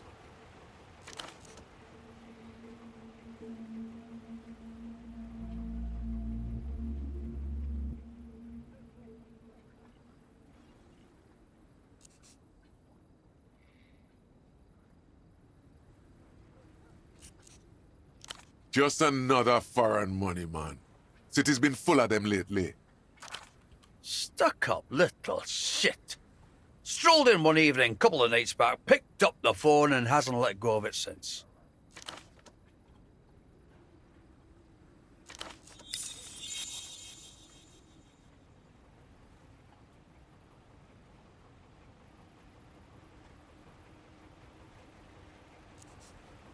We all want our turn, Sugar.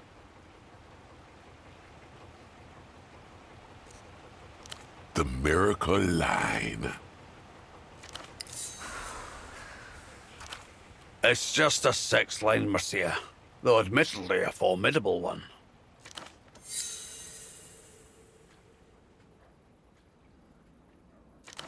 He's here every damn day. Stays on the line for hours. Doesn't care one bit if anyone else has had a turn or not. Only shuffles off once the sun sets. What are we going to do? Fight him? Even if somebody pummeled him half to death, he'd feel nothing. He's an empty suit. Not even the decency to be sad. Let him rot in wealth. He's not rich, Lava. He just works for rich people. Ignore them, Marcia. They have no idea how money works. Believe me, we've all had enough of the phone hugger.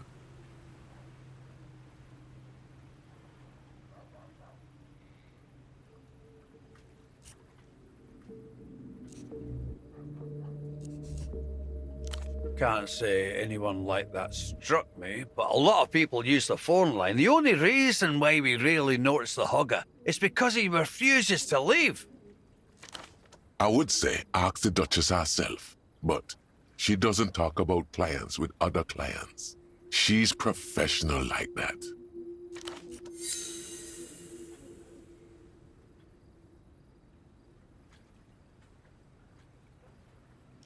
From the superblock, eh? Interesting. But no.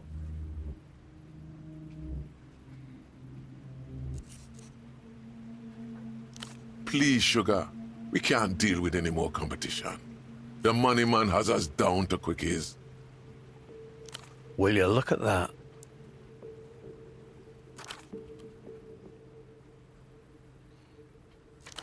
Now where did a sweet thing like you pick that up?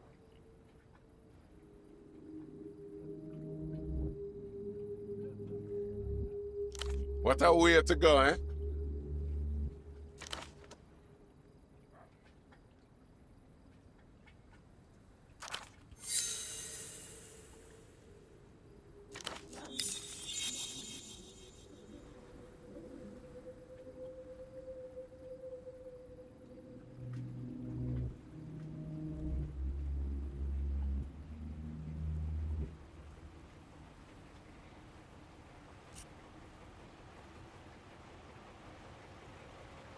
I've saved some recordings of Duchess too, to use privately, you know.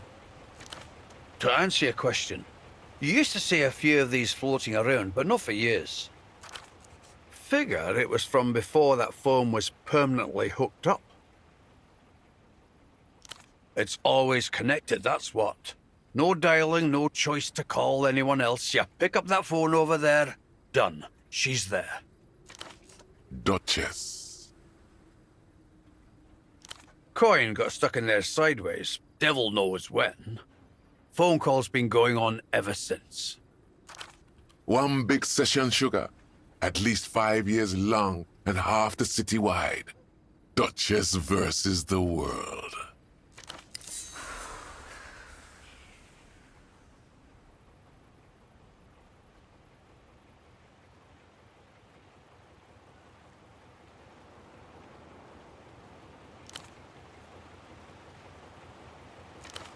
Not too many people around here will be happy about that, I imagine. What I can tell you is this. When the rest of the Renotel payphones went wireless, that one stayed the same. Take from that what you will.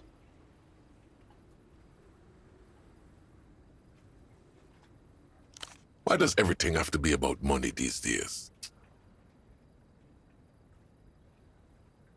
The pleasure of our company.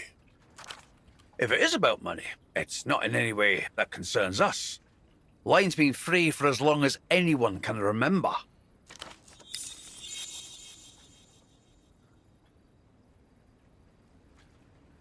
I got nothing to hide. Can't speak for Pigeon though.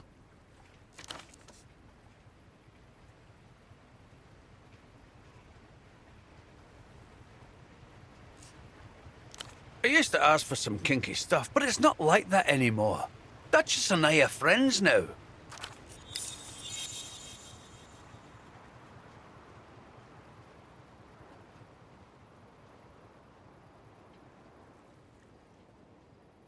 Talk to a person for long enough, it's inevitable you end up becoming close.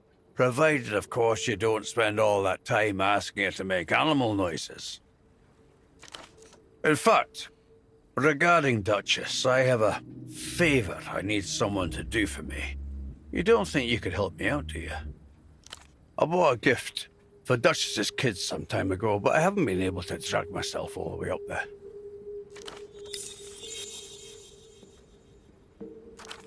Can you give it to her for me? Thank you, Marcia. Honestly, I'm just sad I can't take it myself. Wait a minute. Here.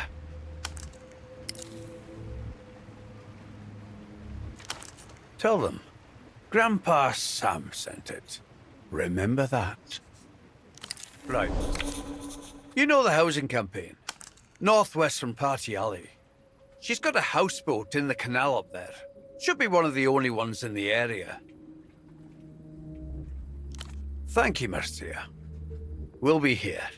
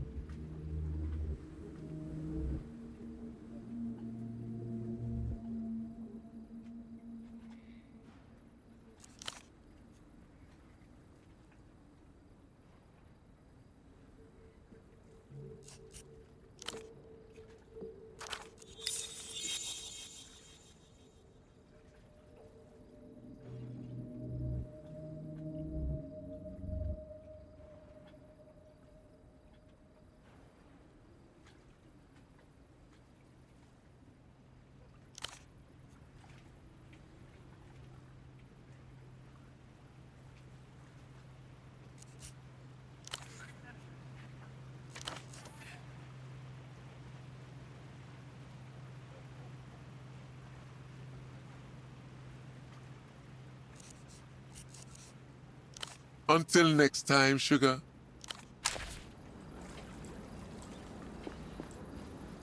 The brightly coloured cans seem even more vivid upon your return. The refreshments remain dormant.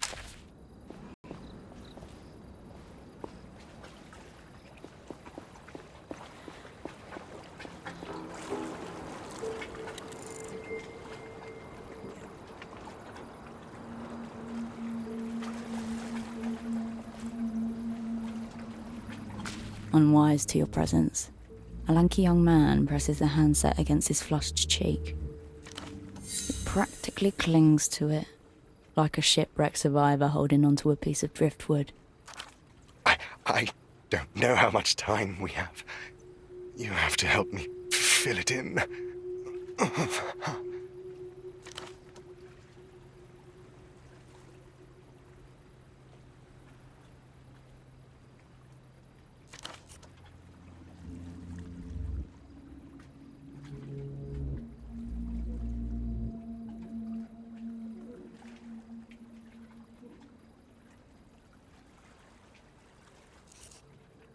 No use. Sucked deep into the abyssal vortex of lust, he's beyond your reach.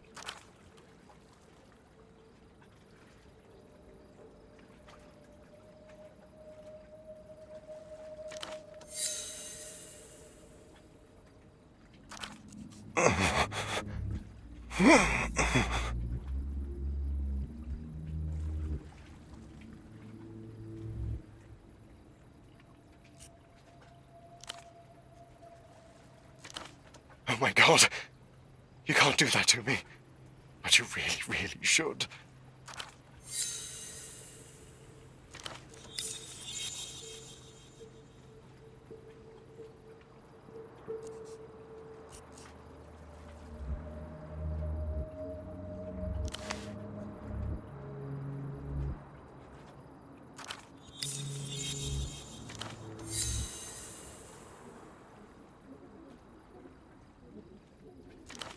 You know so much, and I so little. The power differential is grotesque, highly problematic. Don't change it.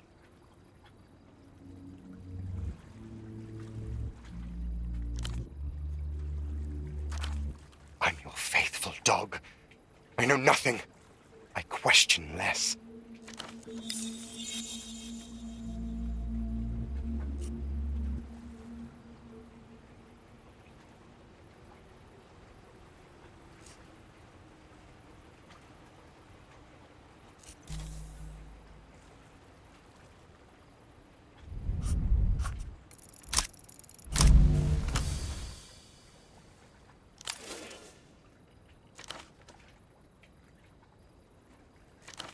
Tell me, I'm not meeting your expectations.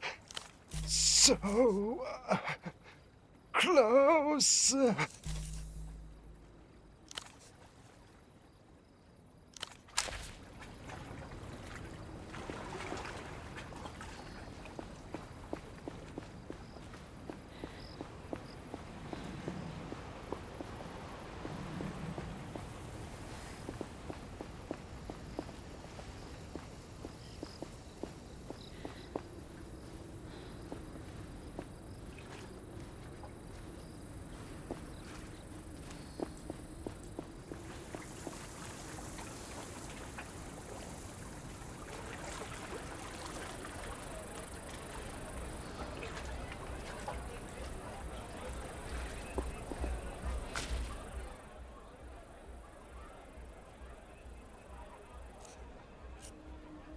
The girl nods.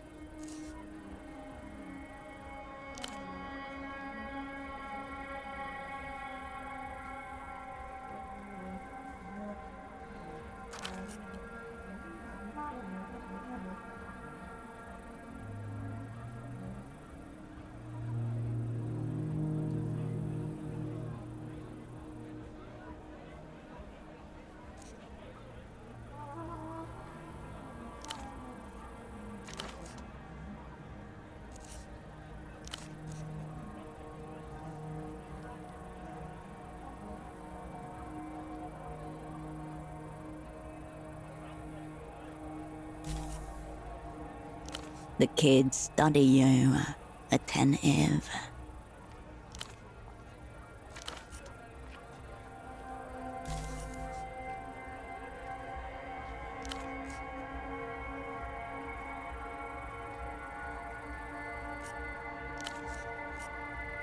The children ignore you.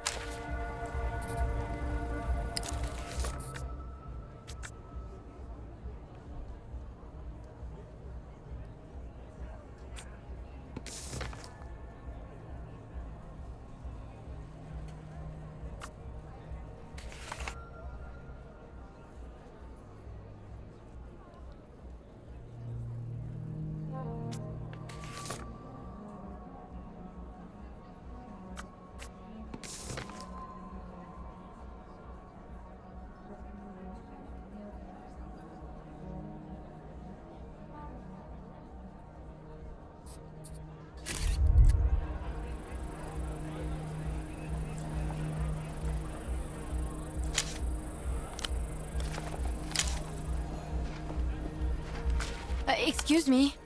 Can you take a look at this?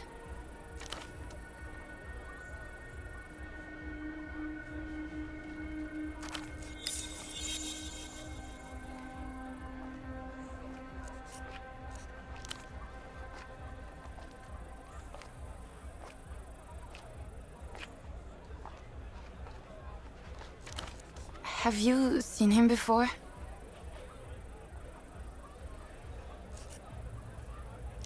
Have you?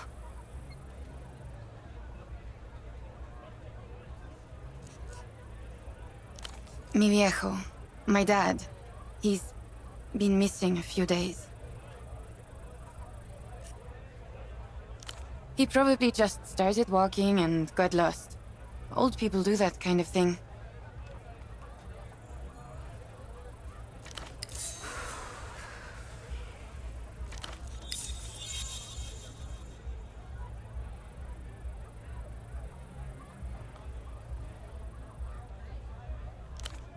He's kind of forgetful sometimes. Not a lot, but I'm just worried. I told him watching too much TV was making him crazy.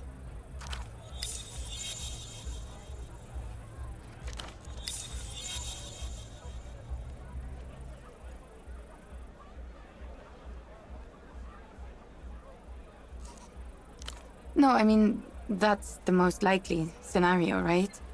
Ugh, this is kind of embarrassing.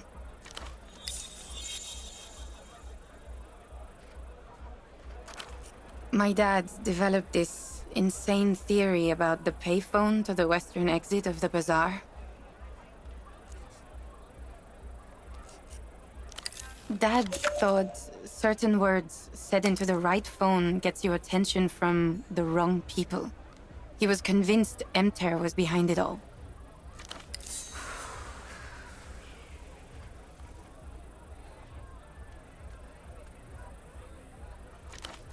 Dad and his friend Gilmar were big into conspiracies. They were obsessed with this show, The Reality Situation. They really bought all that stuff.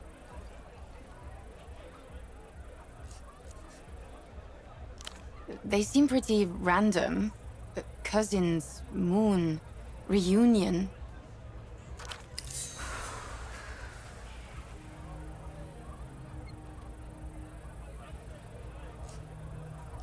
His friend Gilmar called him from that phone after he'd spent the night following around some Emter guys. They were both big into the conspiracy stuff. He'd overheard something and was explaining it when the call just cut off. My dad went by his house the next day, but Gilmar wasn't there.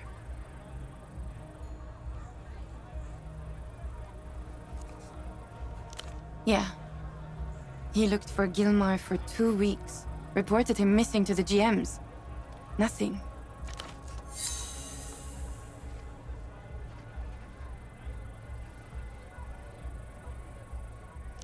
A couple days ago, he stopped by the stall to bring me lunch. Then he said he was going to make a call. I wasn't nervous at first. I figured there was no risk of anything actually happening. And then he didn't come home.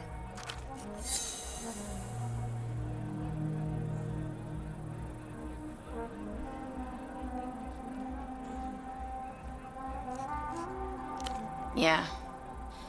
It's just crazy old man shit. He probably just wandered off.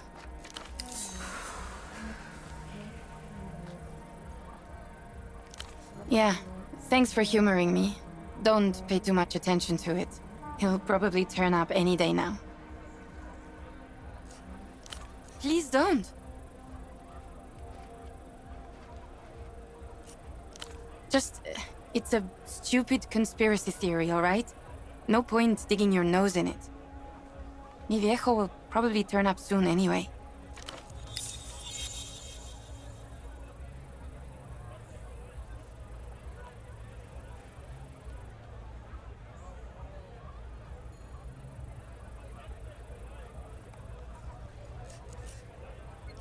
Why?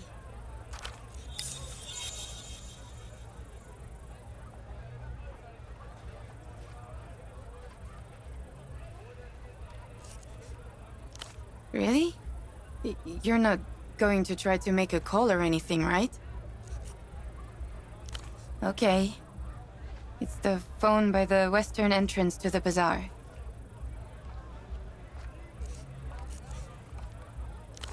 Thanks for stopping by.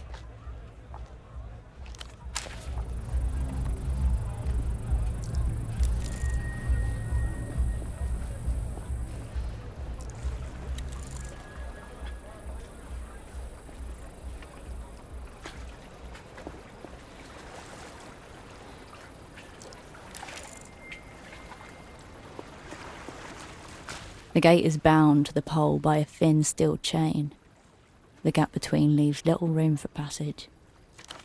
Only ghosts can pass freely between such crevices. Rust speckles your fingertips. A system compromised at the subatomic level. You push the gate. The metal creaks, but it doesn't move. It's held fast by a rusty chain. We're gonna need tools for this one.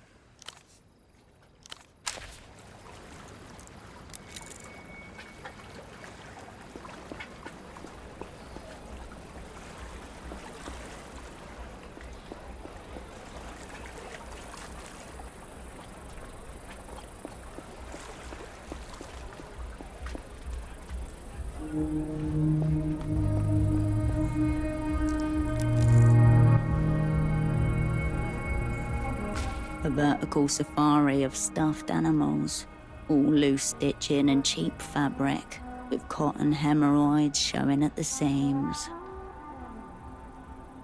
Plushies in various sizes, colours and denominations. If they're from something, you don't recognise it. Immobile grins, middle fingers to nature itself. Each plushie is branded with an obviously counterfeit brand name of Zoo Textile. Next to it, the vendor has stickered each different model, each one numbered 1, 2, 4, 5, or 6. There are no number 3s. You scour the mound of fake flesh for the missing model. There doesn't seem to be a single number 3 left in the entire display.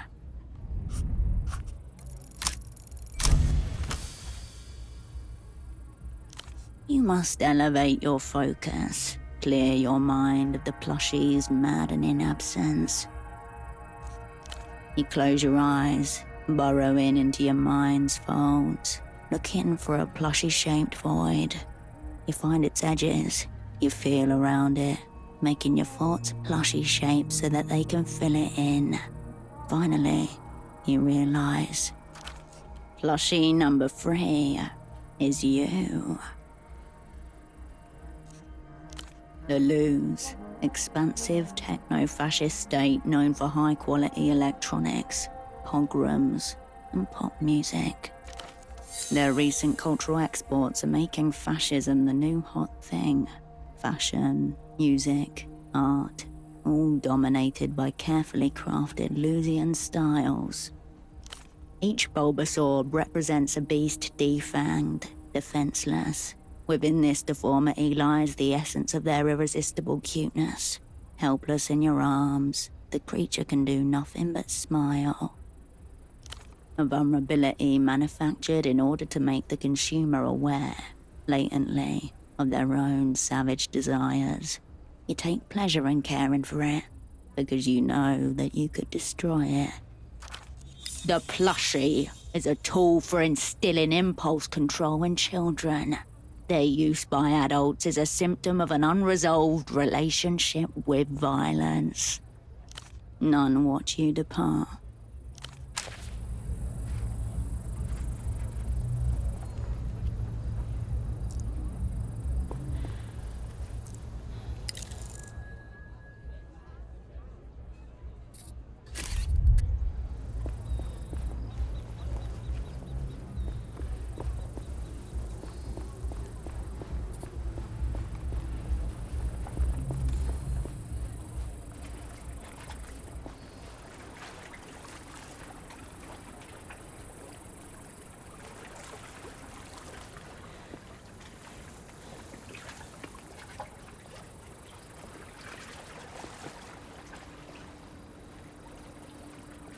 The brightly coloured cans seem even more vivid.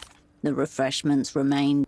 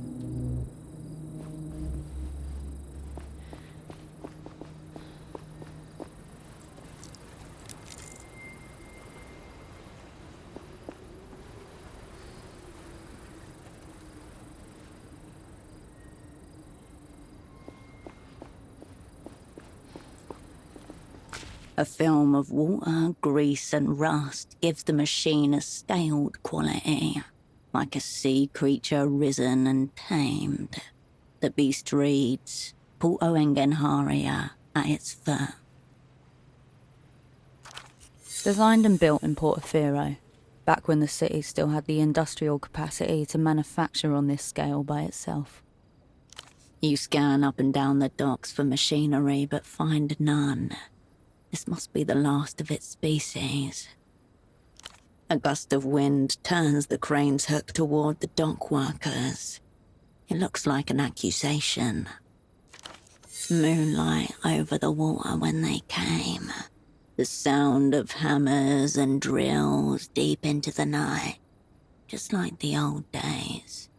But when the sun rose, the crane found itself alone, its comrades slain for scrap.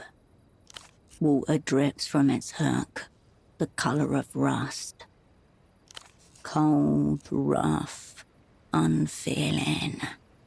Seabirds squabble overhead.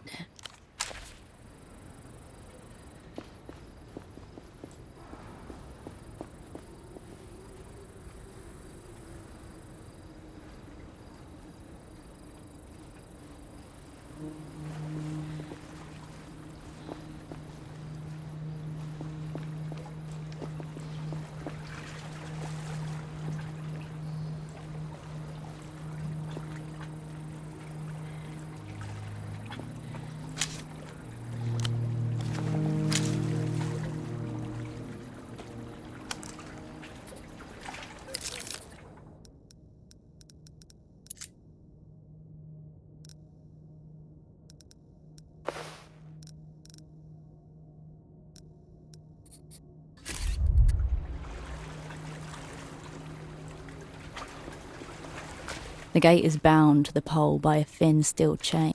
Only ghosts can pass freely between such crevices. Rust speckles a system compromised at the...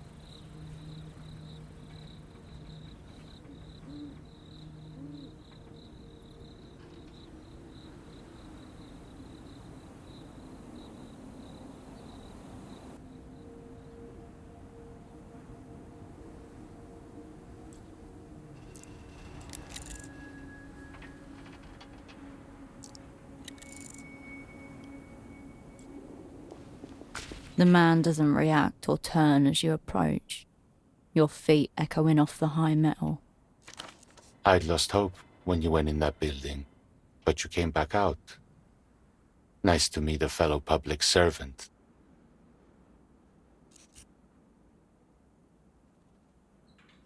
Oh, it's nothing to do with appearances. The fire exit.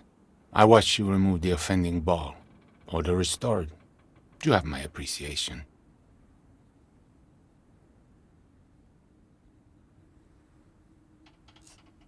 Some people have no trouble ignoring fire codes.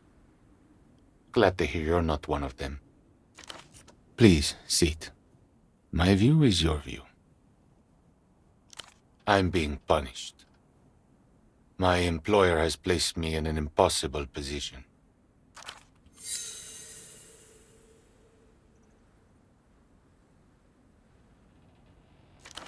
I'm a safety inspector, watching the lines. As you might have noticed, this pylon is under construction, technically. Precisely. That's because this line, Line 9, will never be finished.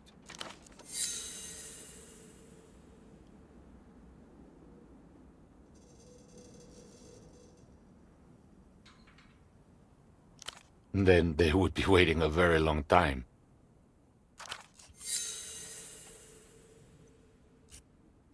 Where to start? This pylon's angle deviated more than expected as the concrete set. Hazardous near water. Shouldn't have skimped on materials. Then there are the clearance issues. The party alley rooftops are higher than the building department's official records.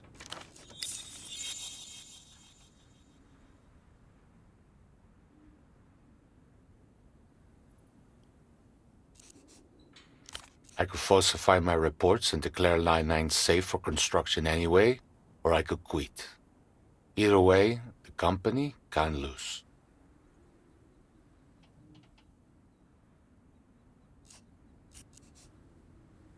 It's exquisite, really. A perfect stability resulting from opposing tensions. As an engineer, I can only admire it.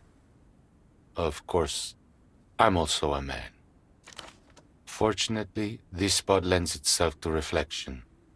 Contemplating my punishment helped me see how to live with it.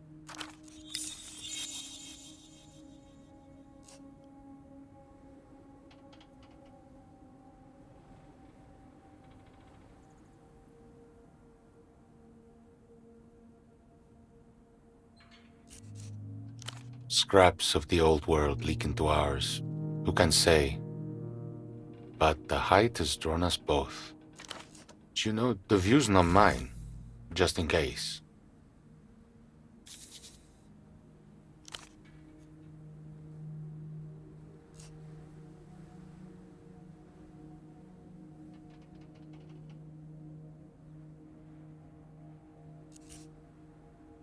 A friend of yours?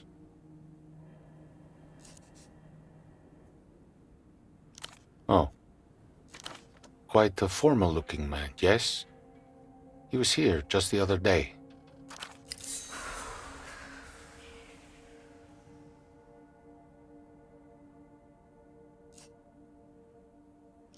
He had a conversation with the music vendor over there. It did not seem pleasant.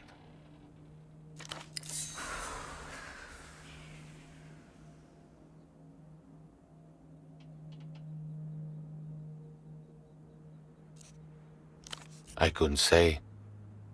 A lot of people come through here. I didn't pay particular attention to him. I couldn't really tell. You're welcome.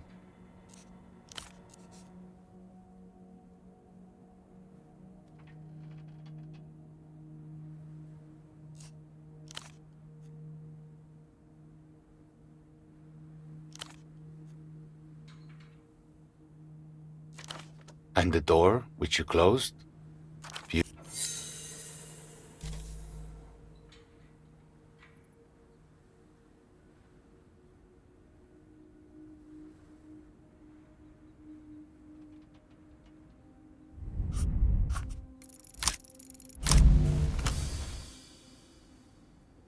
Whatever thoughts you try to summon are carried away by the wind whistling through the metal. That's not how it works. But maybe next time. The crisp air sends a pleasant tingle through your abdomen.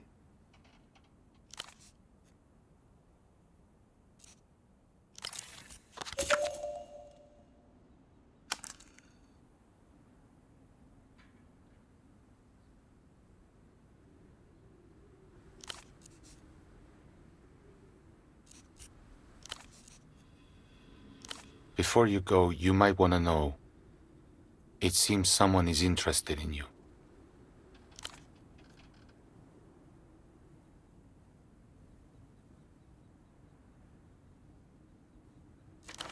A light crackle teases you. Could it be you've seen this person as well?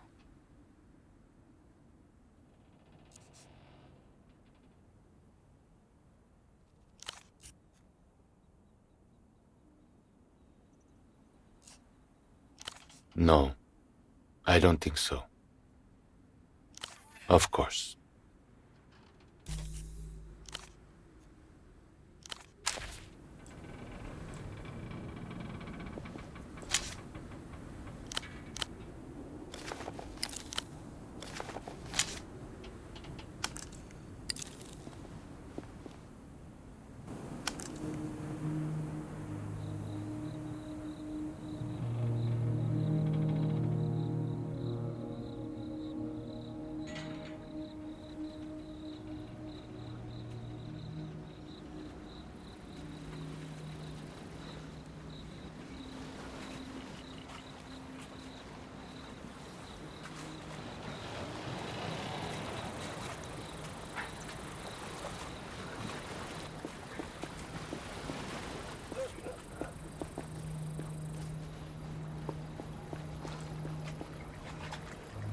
The gate is bound to the pole by only ghosts can pass freely between such crevices.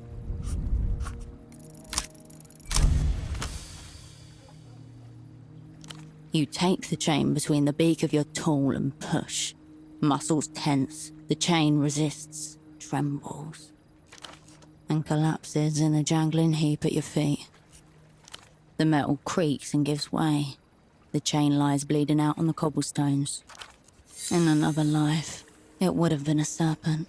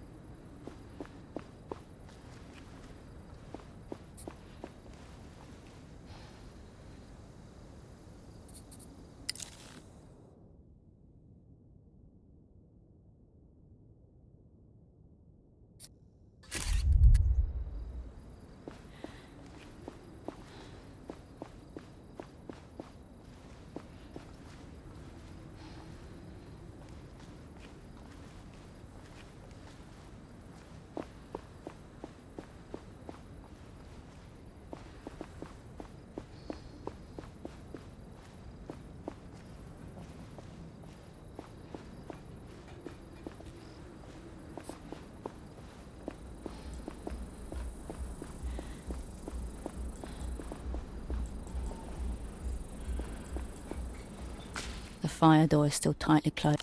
The door sits flat.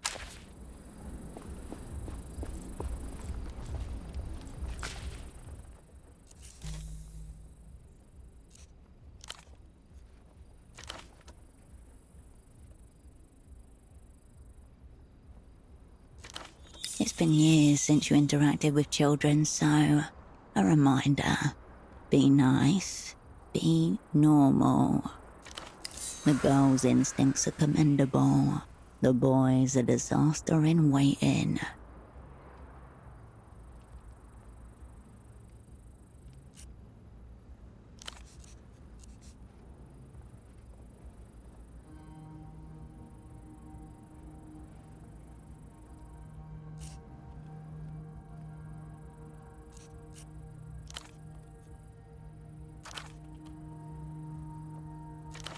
An echo of your former asset, clapping his hands together, urging dock workers to pick up the pace.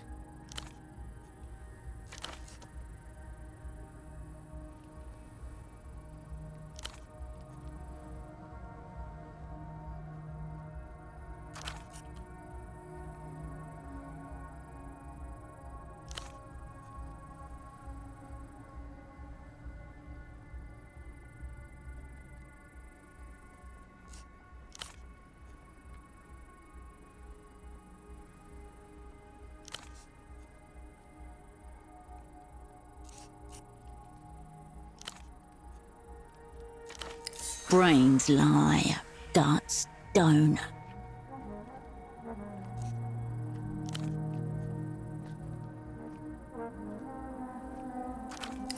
So you heard. Perhaps they can confirm the woman's story.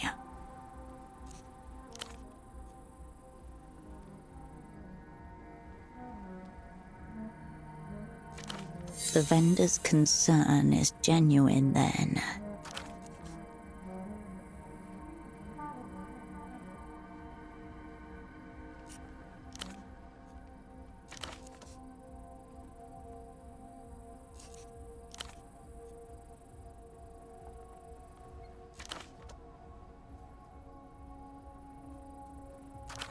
Yeah, they have no idea. The children ignore you.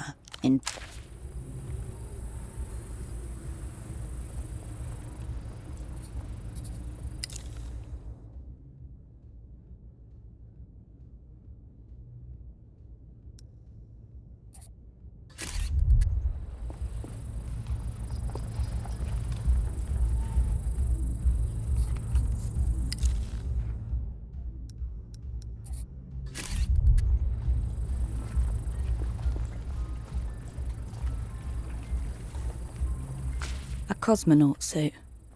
Its shoulder patch reads, "The stars are ours, 77.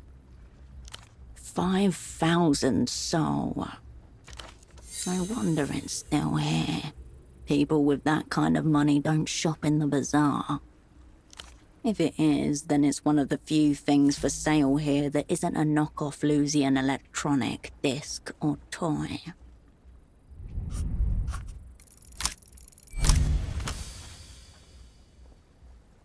A classroom with a buffed blue floor and white fiberboard tiling. The teacher rolls a square little television in on a cart. The girls in their final year of gymnasium gather round. The camera follows the white column up, and then it jerks, or cuts out. When the picture returns, there's just a white cloud sprouting new white limbs. The rocket nowhere to be seen. For a long moment, none of the students can tell what's happening. Then, one by one, they realize. A faulty seal, a minor propellant leak. Next thing you know, 4 cosmonauts are splattered across the face of God. Expensive, fruitless. The program's failure promptly tanks the Portaferan economy. Supreme Leader Nestor flees into his second exile not long after. As for the bazaar, it's saturated with surplus equipment, memorabilia, and replicas. This suit is most likely the latter. In a world full of them, your focus widens back to the bazaar.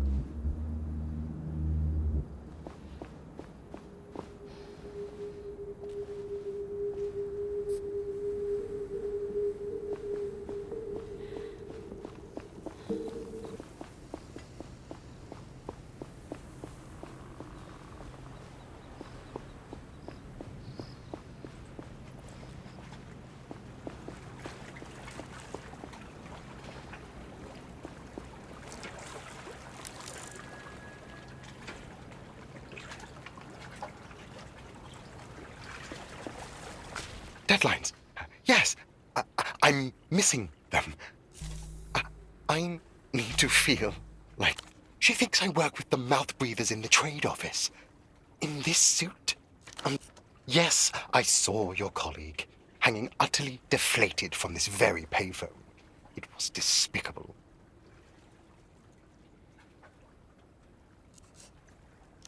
Like the wretched of the earth, abandoned to shoulder a massive, indescribable burden all by himself.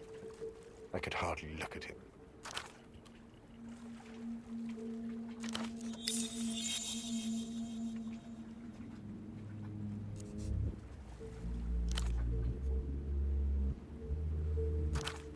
This is a private phone call.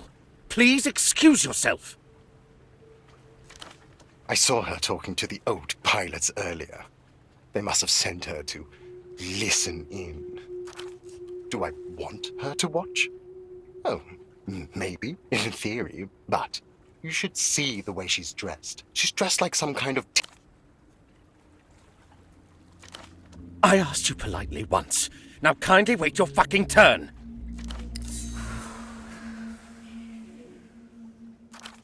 Tell me that kind of language is unacceptable. It's the influence of the Gap. I hardly recognize...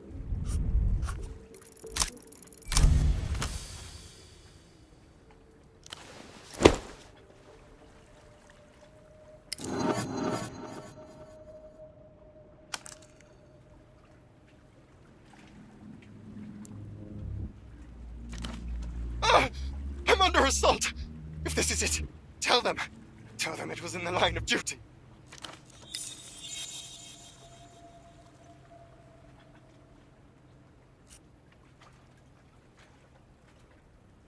Time's up. You don't know anything about time. My job concerns the fates of nations. This is not a drill.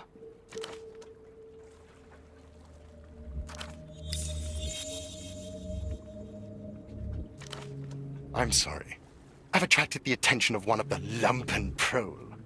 If this mysterious Gap doesn't kill me, one of those violent locals will. I've got to go. I'll call you again, when it's safe.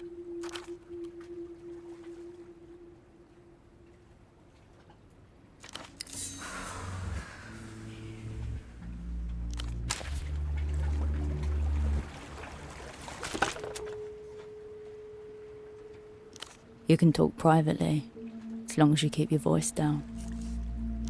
The box is scrubbed of the usual flyers and graffiti, leaving streaks of adhesive and permanent marker behind.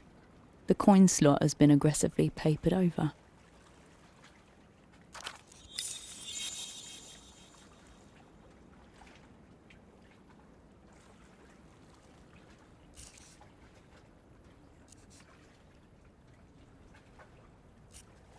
Cracked receiver and yellowed plastic. At least a decade, you assume. A faded sticker draws your attention. An advertisement for a local ferry schedule. The year, 82. Stretched too many times. Coils slacken near the base, but someone's wound a rubber band to keep them tight. Something catches your eye. Beneath the grime, the metal surface ripples like something's trapped underneath.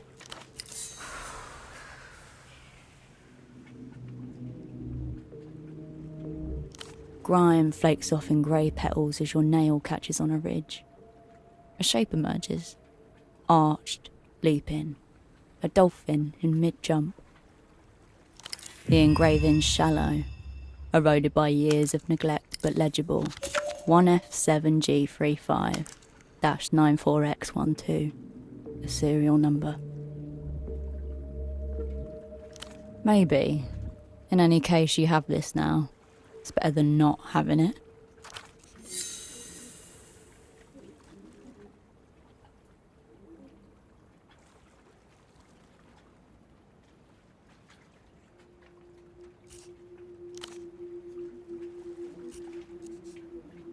You lift the receiver to your ear. No dial tone, only a crackling silence. Hello, you. What's your pleasure?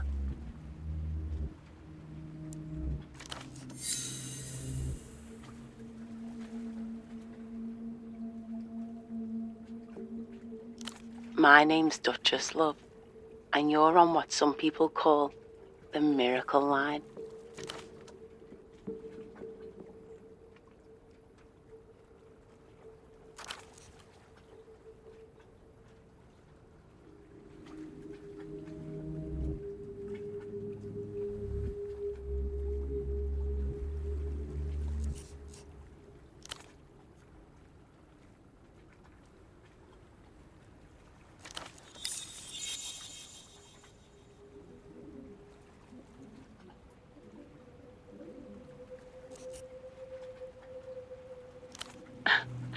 I don't discuss my clients with other clients, love.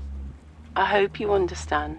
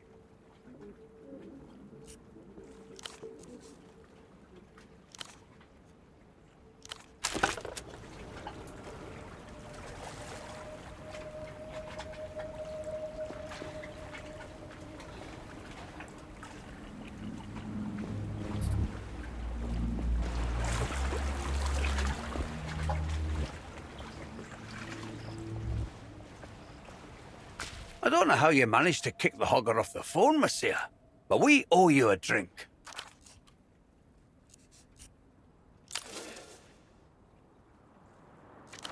What brings you back here?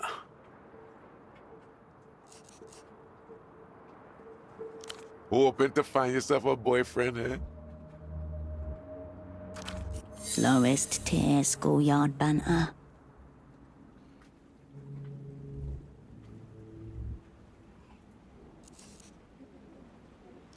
The old pilot grins, revealing a couple of gold teeth and another few rotted black. Closest jail I know of would be up in Valmerada, up north, an hour away by tram, if the lines are running clean. Not that I can think of. Who needs jails in this place? The men nod and return to their drink. Until next time, sugar.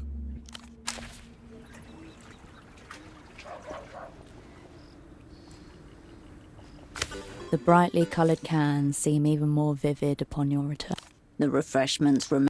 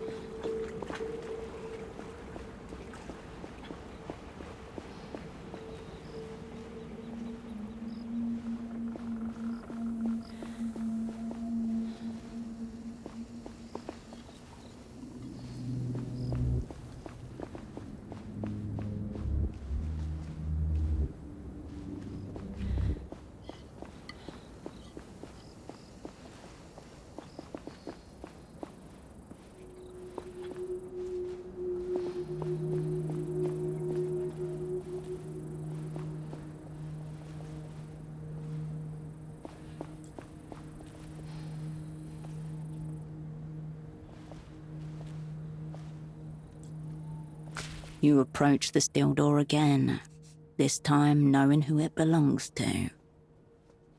Silence from the other side. Below you, the social static of the bazaar muffled by distance.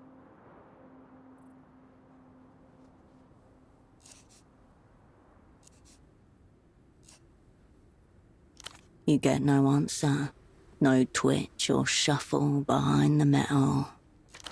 But you get an impression of the room, a vibration, somewhere between crime scene and radioactive accident. A brief tremor runs through the metal, but it doesn't budge. Humans dominate doors every day. Hurl this one back down the pecking order. Stop. Don't enter. Don't break this seal. This doesn't have to be yours.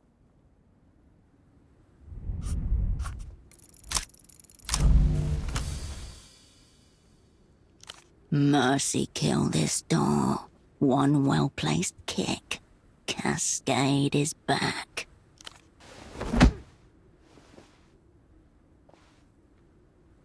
Immediately awkward. Should have used the other foot. You hear the collision, but don't feel it. About to hurt very badly. Neurons firing their way down your leg like dominoes. 3, 2, 1. Fortunately, you kicked the door right on the handle. because your shit kick broke it, and the lock is now dead.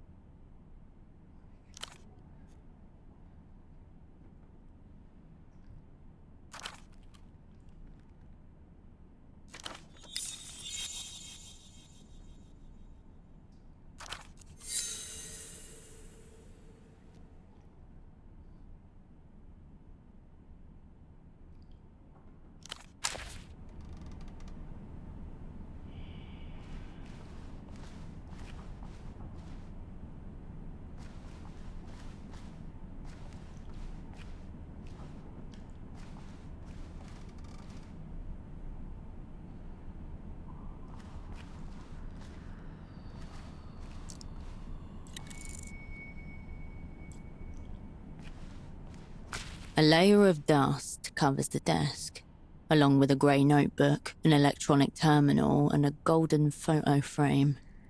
In the middle of it rests an eye, accompanied by a teardrop, shaped out of a fine white powder. Next to the frame is an eye with a long single teardrop, shaped out of a fine white powder. The unmistakable symbol of the weeping eye, the secret police of Lelou's. It's soft and ringed. The word accounts is written across the top in black marker. A thicket of serial numbers, dates, columns and rows cover the pages top to bottom, along with shorthand references to accounts, both incomes and outgoings. As you flip through, two sets of handwriting emerge from the sheets. One matches the title accounts on the front, while the other is tidier and appears only in the very last entries. The first set of handwriting dates back years, a sloppy all capitals which must belong to Tempo. The second, newer set appearing about a week ago is an elaborate looping cursive. Some of the I's have hearts instead of dots. Boring, boring, boring. A list of names, titles and compensation. One of the rows has been firmly crossed out, and payments seem to have stopped a few weeks ago. Ignatz. It doesn't ring a bell. Rent, utilities and other minor operating costs, including travel. Multiple instances of round-trip tickets between Portofino and Acuerda Lelou's. Acuerda, a coastal city of the Illuminated Empire's mainland, a corrupt commercial centre functioning as the launch pad for Lusian goods, directed at the developed world. You avert your gaze.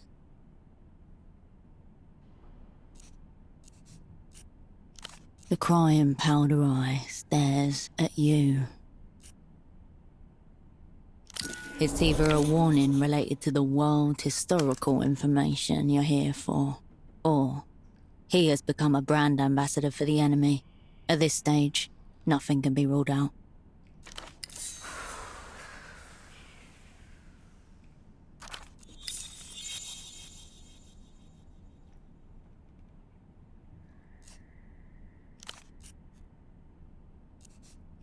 The finger looks like a pale tram carriage, covered by late autumn snow, about to arrive at the station. Cocaine, the original power plant. If gasoline could kiss, this would be the perfume on the collar of its shirt. The privatized roads of your mind are now a high-speed rail network which penetrate the brain-blood barrier. Enjoy. It's cocaine. The eye on the photo frame is no longer weeping.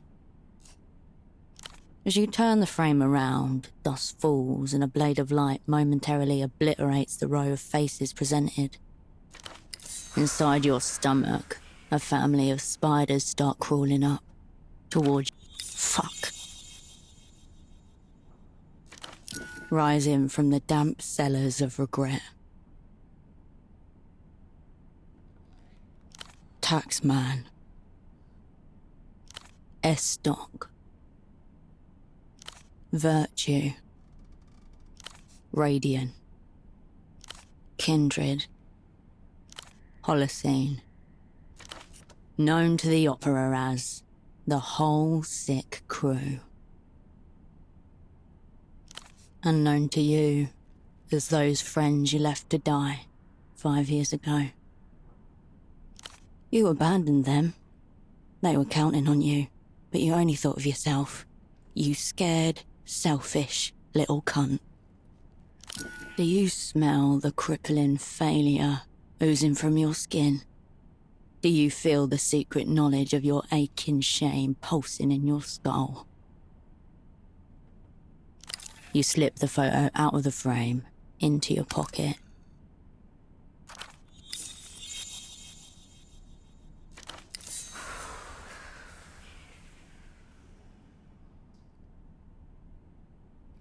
Yes.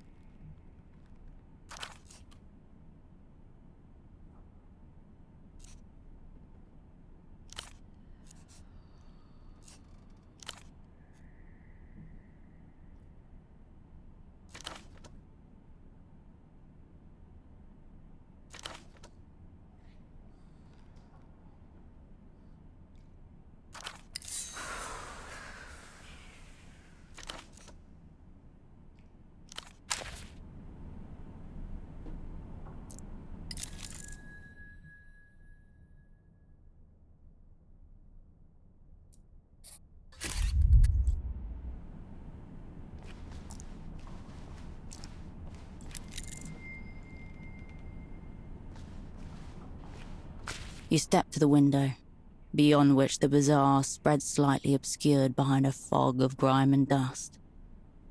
You gather up your sleeve and exhale onto the window, where your breath reveals a clear handprint in the dust.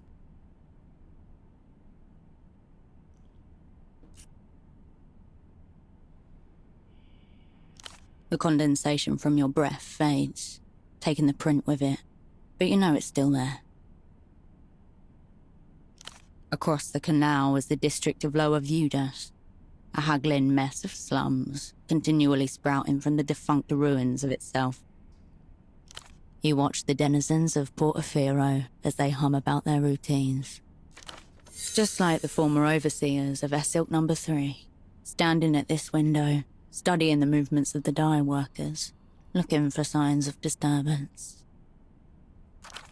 Or signs of the revolutionary consciousness organizing itself.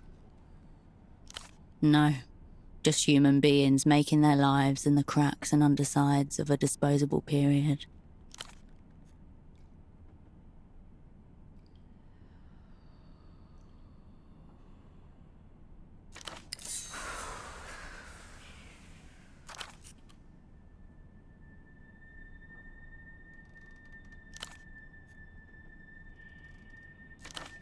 Known to the Opera as the Whole Sick Crew.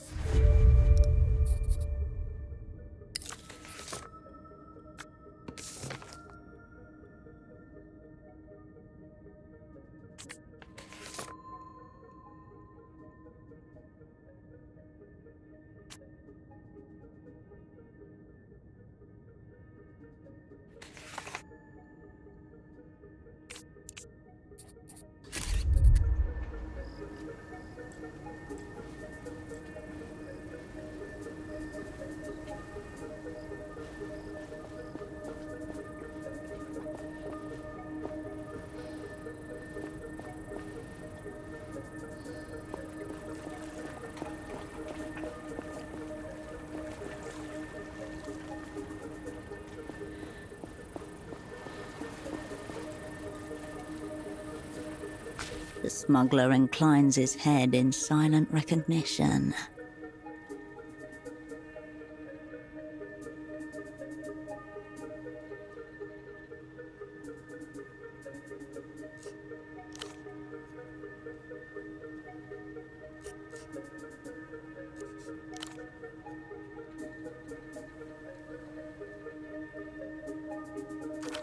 It must be slain.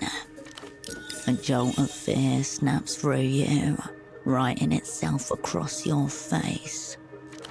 Unclear if he saw, he sniffs idly, rolling the cigarette between his lips.